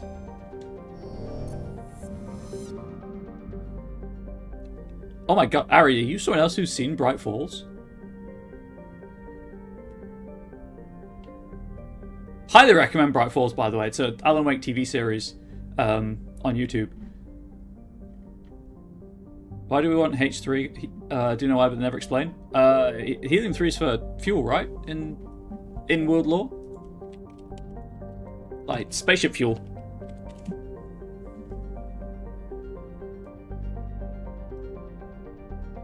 Yes. Used in nuclear fusion reactors and as fuel for the main commercial form of Starship thruster.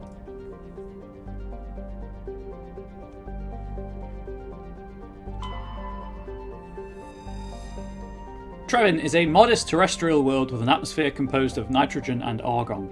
Its surface is mainly composed of nickel with deposits of silver. I actually made some episodes. I was just saying it because it was a show from Alan Wake. Oh, the show you're thinking of is Night Springs. But Bright Falls is the place that Alan Wake is set, and there was a mini-series. Hang on, I'll bring it up because it's cool. I say mini-series. You can watch it all as 1 half-hour episode.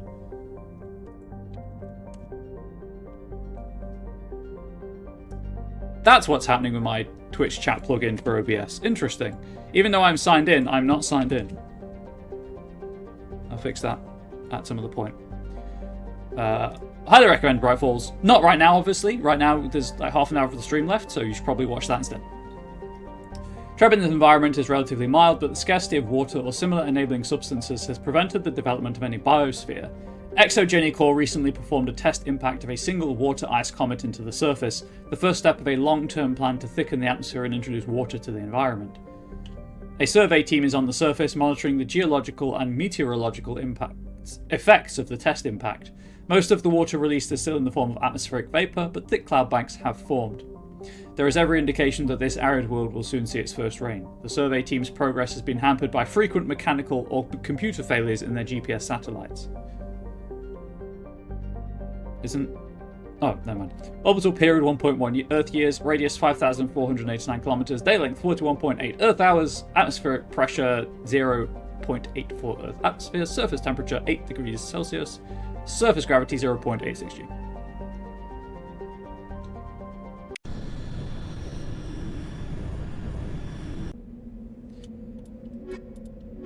Not Ashley. She's racist.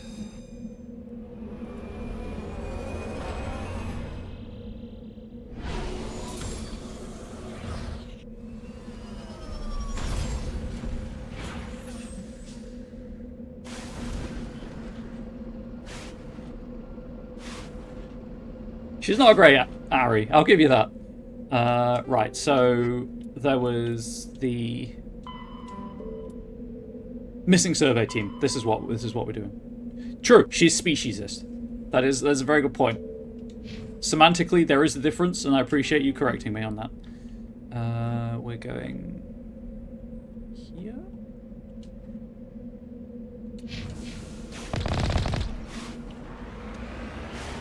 My brain was like, vehicle, right trigger equals go. In this game, right trigger equals bullet go. Tries we did that at the same time you in the UK haven't yet? No, so March is weird in that you do yours at the start of the month, we do ours at the end of the month. I've already factored it in for the weekend of the month. And then in October, we do it within like a week of each other. It's very strange.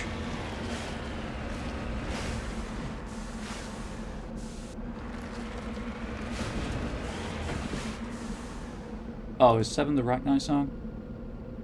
Yeah, it is. Okay. See if we can hear the Rachni song again, chat.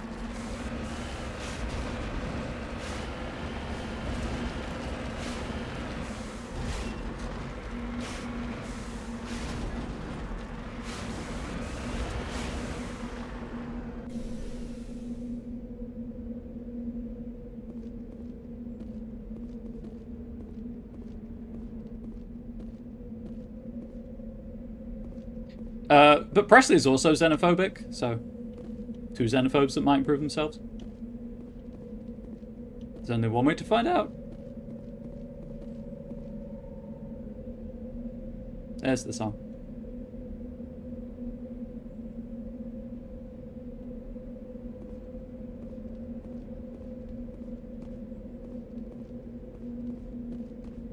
Can we get more of it?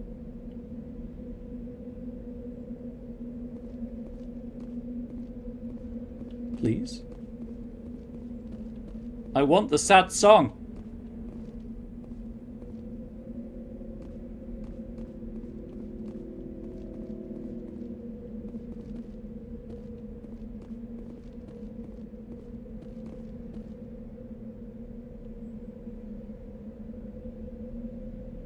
Games aren't political. Yeah, right.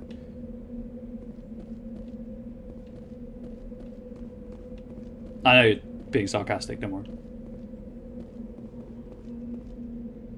Okay, so the song kind of started and then just stopped.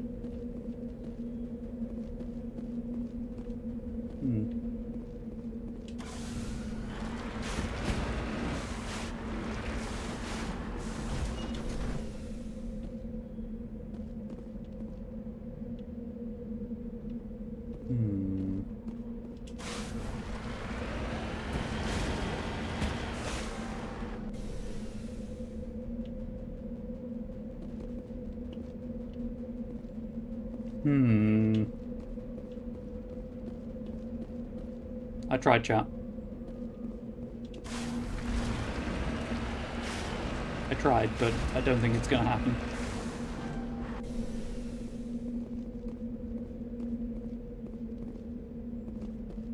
Mildly annoying. I mean, we got it on the last one. The last planet I could hear it on, so it's not too bad.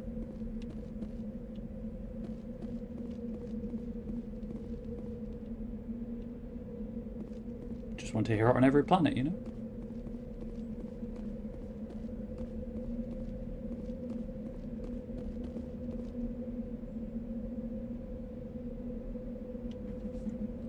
I'm waiting.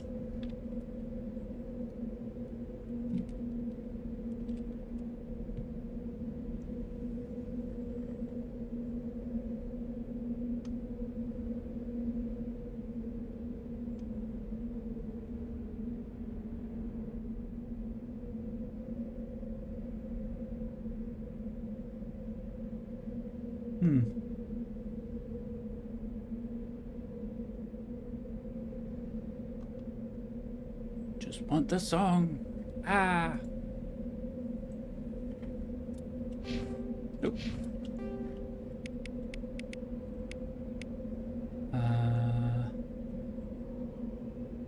Yeah, I'm in roughly the right area for it.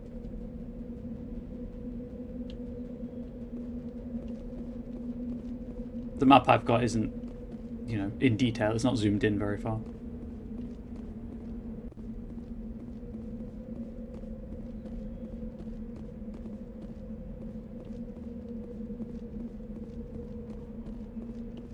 Just going for a run at this point.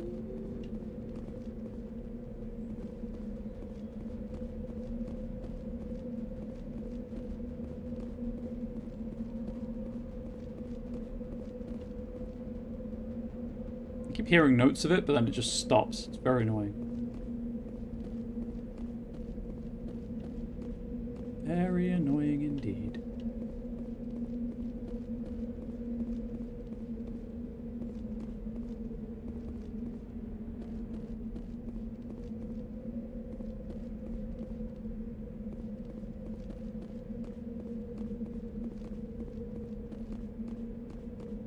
Right. Well, I tried, chat. Let it be known I tried. But we do have things to be doing, so I'll see what time it is when I'm done with the rest of the planet, and we might come back and see if we can proc it then.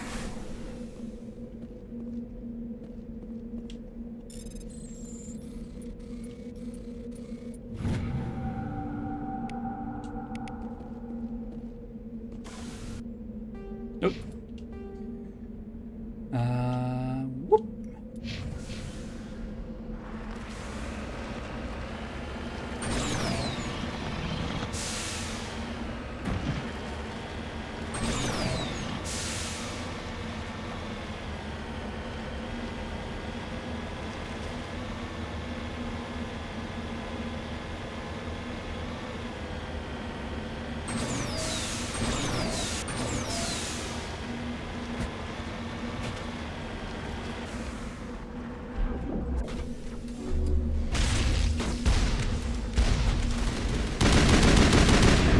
Kill him! Kill him dead!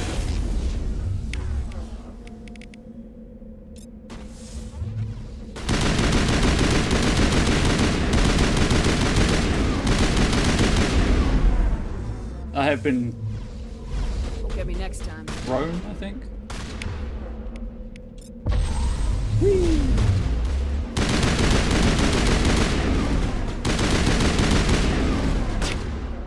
Hey. Yeet!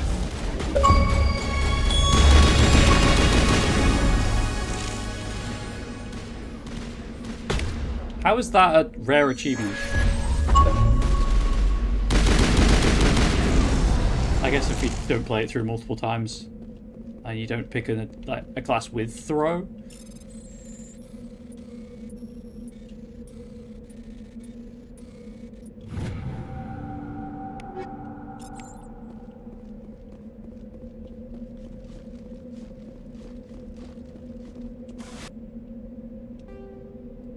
I think the next point of interest is the bit to the north. Sure is.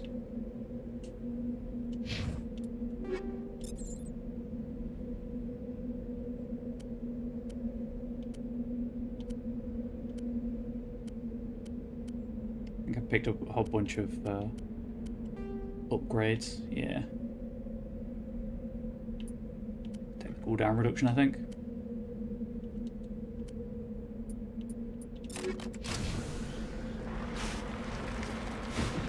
Anyway, heading on.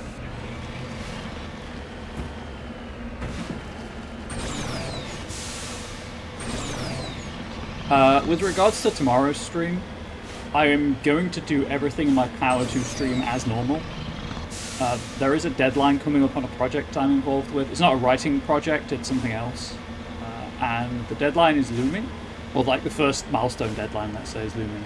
And I don't know when I'm going to be able to do it tomorrow. So I'll try and do it before I should stream so I can stream as normal. But the stream may be delayed, or it may not happen at all, depending on how much work I actually have to do in the end.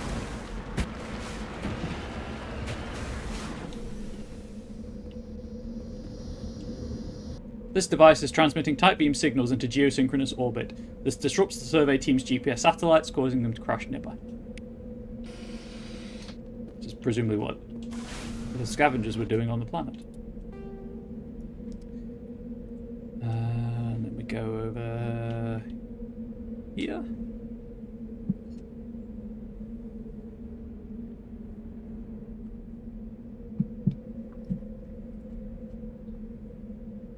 Something else you didn't tell us? I'm so... Okay, look. You can be appalled if you want, but I'm still going to do it.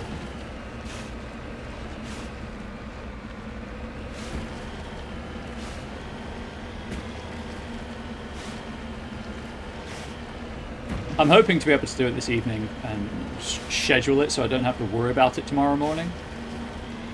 Or tomorrow. Whatever it is as you look forward to it. Unfortunately, it's not something you'll get the benefit of. It's a tin thing. Unless you happen to be going to UKGE, but I doubt that.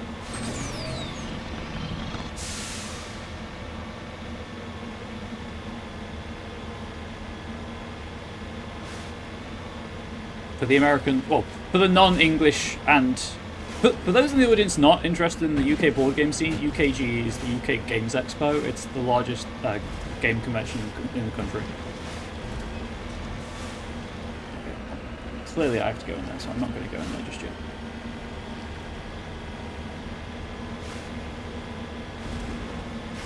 You know what, let's deal with this after I've dealt with the rest of the planet. Chat, remember that's there. I need to come back to it. Again, our right trigger is not go.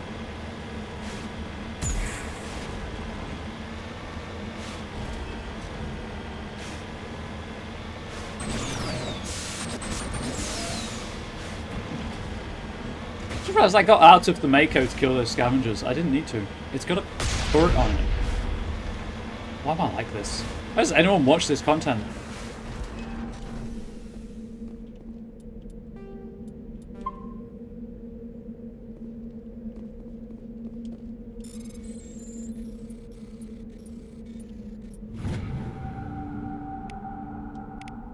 hey, if anyone is watching this on YouTube and wants to, I'd be really, for the puns, of course. Thank you. You've recognized my worth. I'd be really interested in knowing which order I visited the planets in my 2019 playthrough of Classic Mass Effect 1. If you want to make that list, that would be grand, but obviously that's a lot of work, so don't, I guess, if you don't want to.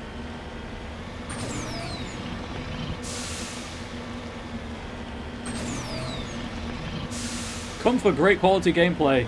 Are disappointed. Stay for the puns.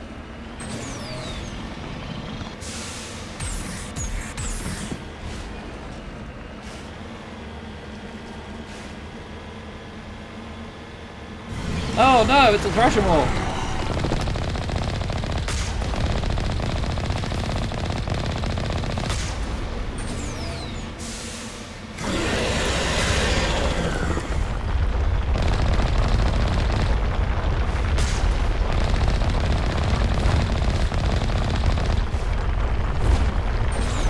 Please. Please leave me alone.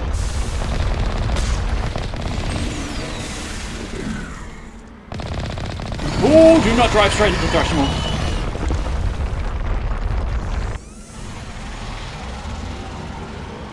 Thrashamores are cute.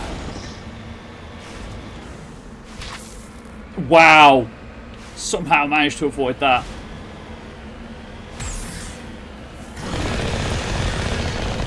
I think that went under the Mako.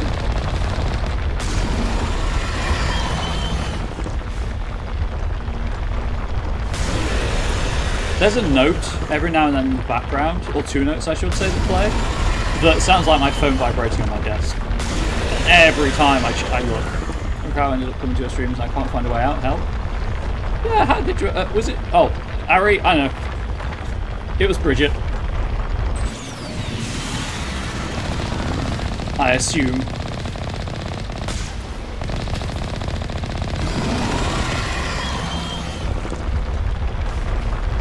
But yeah, there's no way out. Like, you get here and you can't leave. There's in the chat rules. Legally, you cannot leave.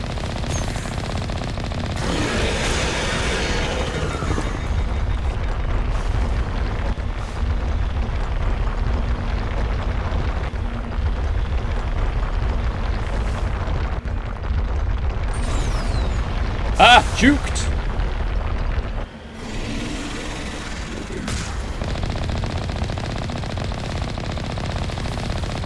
You have no health. Just die.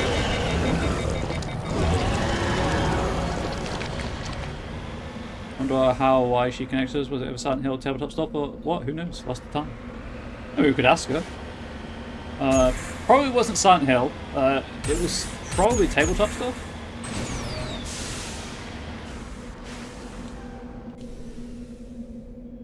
This is priority puns either through his channel or here channel. Fair.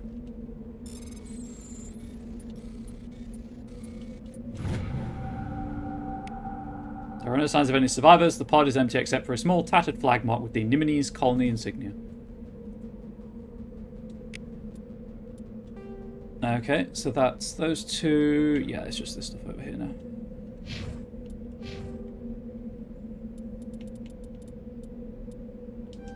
Points inspector training.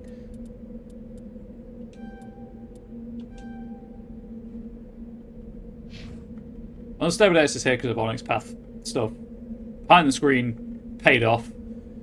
If I recall correctly. Shield boost. Advanced warp.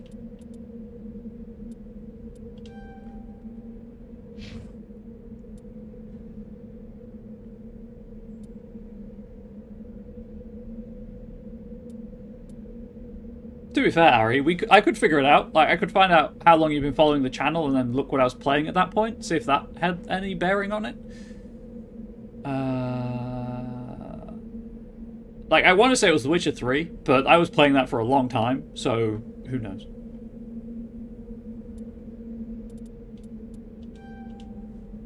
Witcher 3 for sure, that much you can recall. Fair, fair. Yeah, the I don't know if the follow H command works anymore. Oh, it does.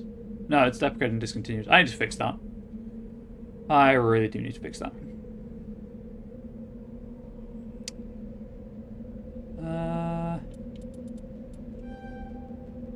Advanced hacking, why not?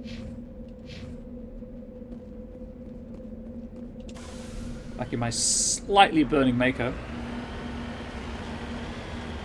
Now that's interesting. The Mako's visibly on fire, but the bottom left says it's full health. Actually, no, it doesn't have the bar above it. Never mind. It's Call of Cthulhu, but he came here from on its path. Yeah, he did. As I said, behind the screen paid off. It's got me one regular community member. And you still haven't left, which is frankly impressive. Which Call of Cthulhu was it? I think it was the most recent one, right? The not great one, let's say. Because it has to be, because Dark Corners of the Earth was one of the first games to stream. And out of the two, well, I mean, just in general, I recommend Dark Corners of the Earth if you like horror games. Deserted.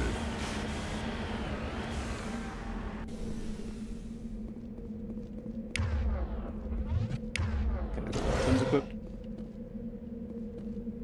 Where else would I go? Where else would I put my shit? That's fair. According to these data That's logs, fair. the survey team unearthed some kind of alien technology. Could be answers at the excavation site. Counterpoint. You can't leave. Who else would put up with my shit? Because sometimes I have to stop. Sometimes I'm worried that Ari will reach a pun point where there's just too much pun.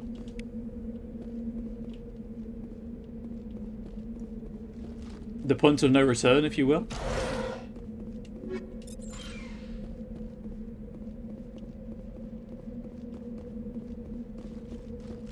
That's going on the list. That was awful. Even I feel bad for that one. Jesus Christ.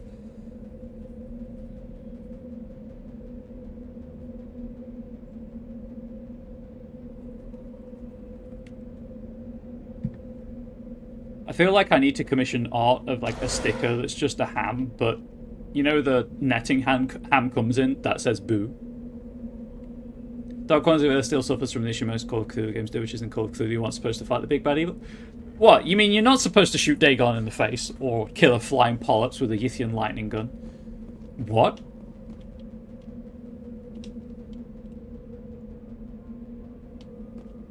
According to these data logs, the survey team unearthed some kind of alien technology. Could be answers at the excavation site. Okay, so that's just everything they say. Guess we're going to the excavation site.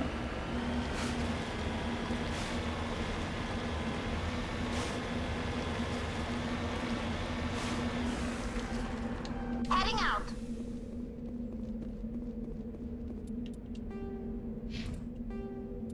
Oh, right, missing survey team. Chat.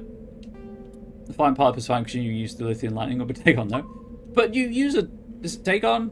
I think, is it Dagon you kill with a deck gun?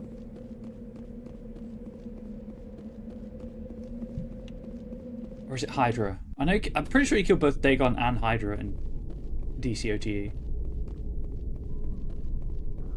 And one of them, I'm pretty sure you kill with a deck gun. While deep ones attack the ship.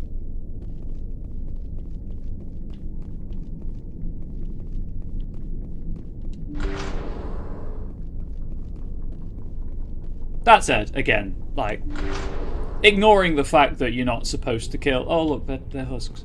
That you are not supposed to kill Mythos entities.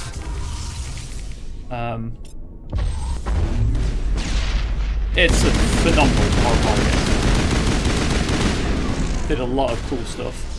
Particularly for the time at which it came out. Yeah, you run away from me.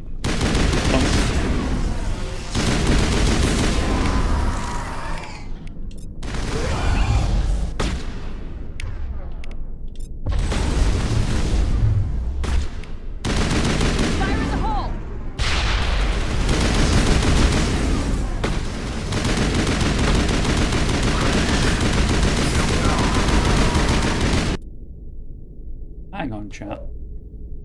Hang on. I need to check the achievement list for a moment.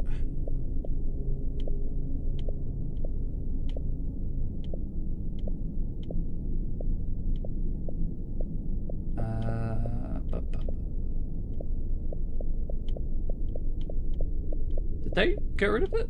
They must have got rid of the achievement. Interesting.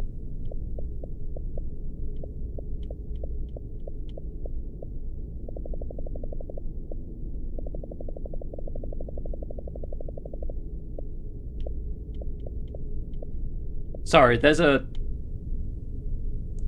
Right, 1, achievements don't track. 2, I just check something. Mass Effect, Legendary Edition, weapon. So, I got the achievement, pack it up, nothing else, nothing more to achieve? Yes. So, there was a...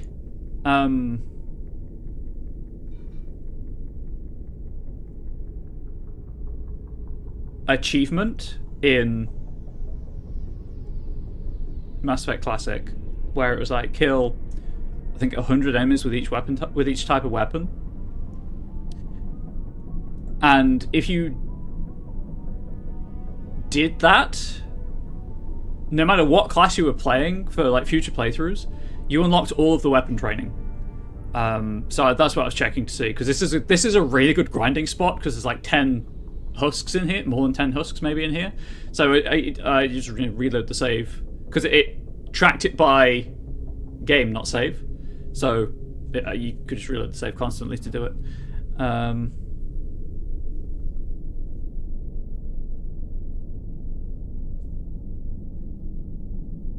So I'm just checking to see if that's still a thing now that they've taken out the achievement.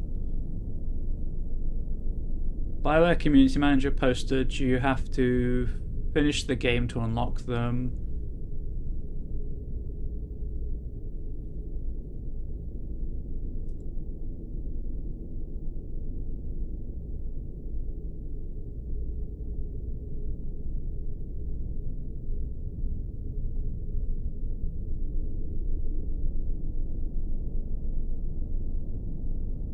Cool.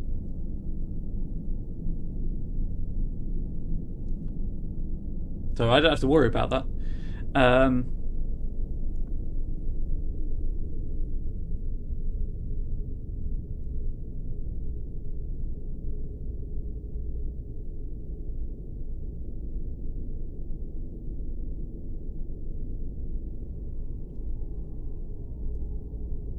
Sorry, I'm just double checking.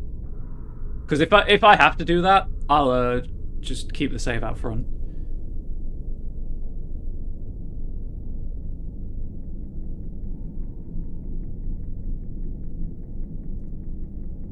This Reddit thread goes on for a while.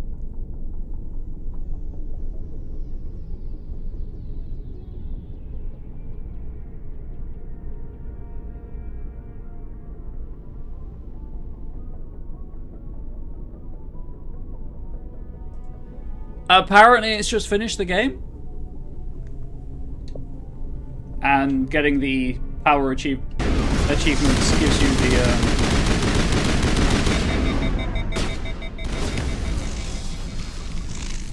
The survey team must have unearthed some alien technology that turned them into mindless fanatics. I did save right outside, right? I'm not... I think it was that one.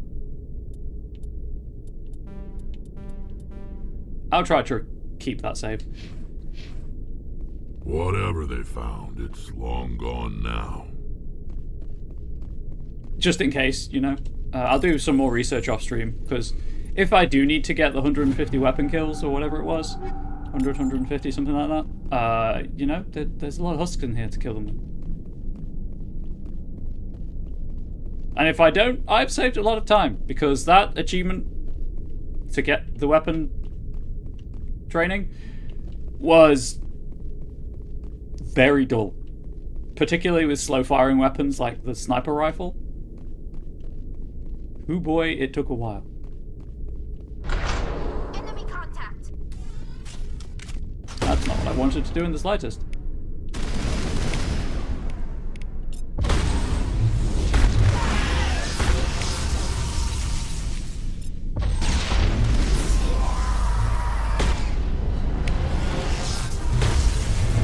However, it's a perfect place to use my biotics, so there's that. I am probably going to grind that achievement out anyway, because there are a lot of husks here to use my biotics on.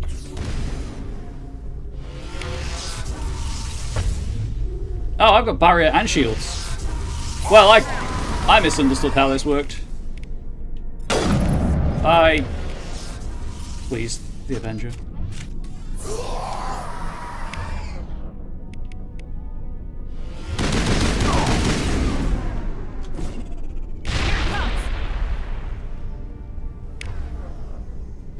Why my dude's dead?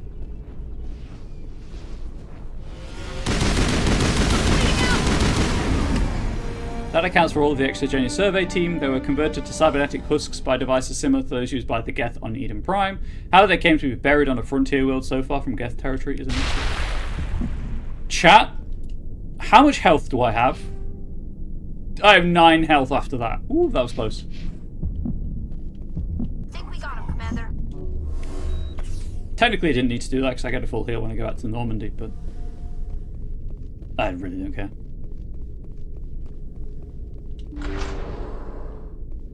I will open the sludge canister. Yes, please.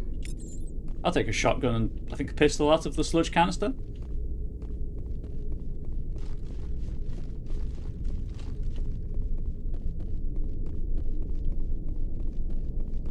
So because I got that 25 uses of throw achievement, when I start a new character after finishing this one, theoretically I should be able to pick throw as like an extra thing to learn, to level up. Theoretically.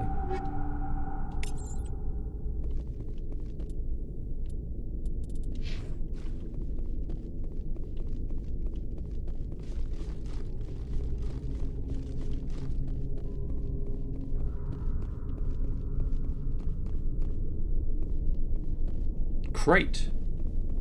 Open.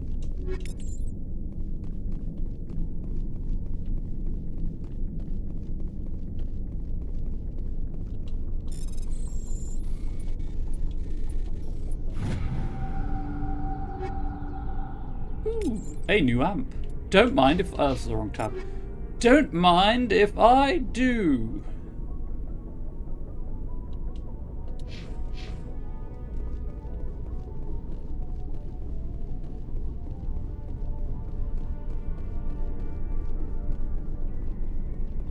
That's bright.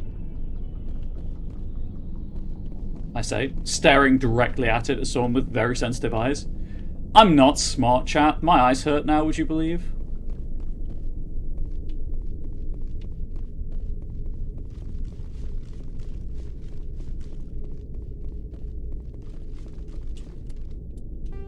Yeah, I have to leave to go back to Normandy.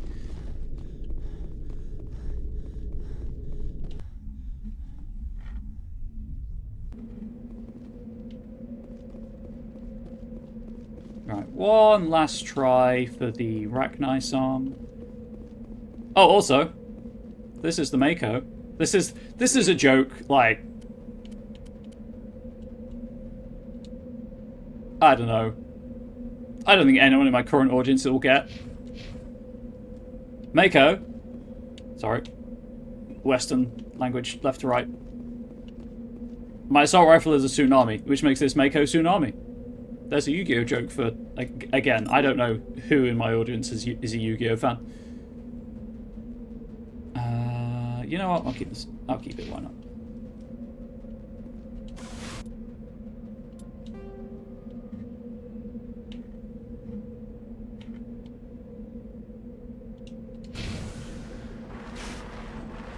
Oh, it's only a little bit on fire. It's all good. In fact, it's so only a little bit on fire that it's actually lost the fire. Because the fire was like, I don't want any of this. I'm going to just hang around in space.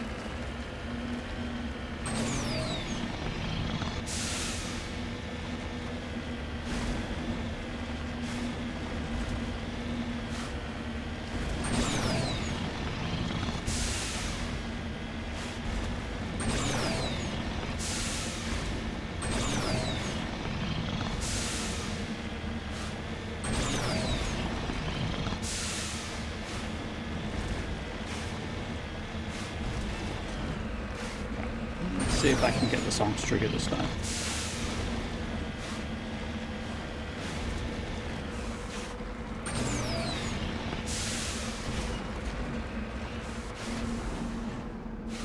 Redeploying. And I'm going to quickly Google something.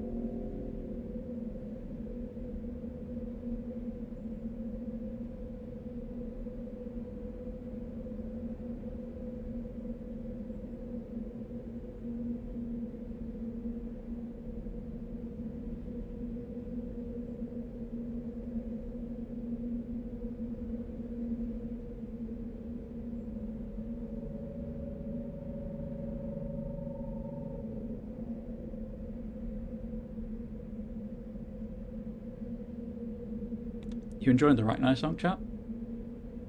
It's creepy. It's spooky. It's very, very sad.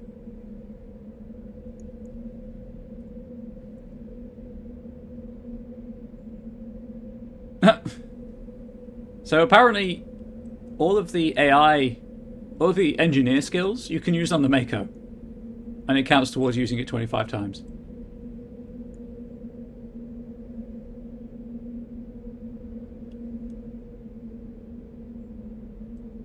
Oh my.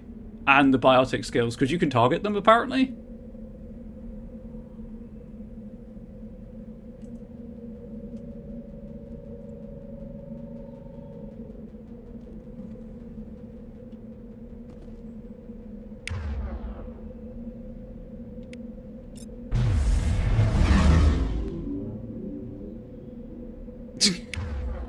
Interesting.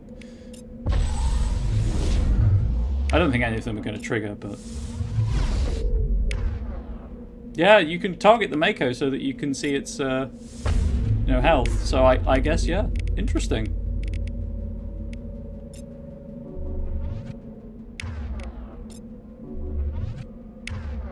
Soft kill deployed.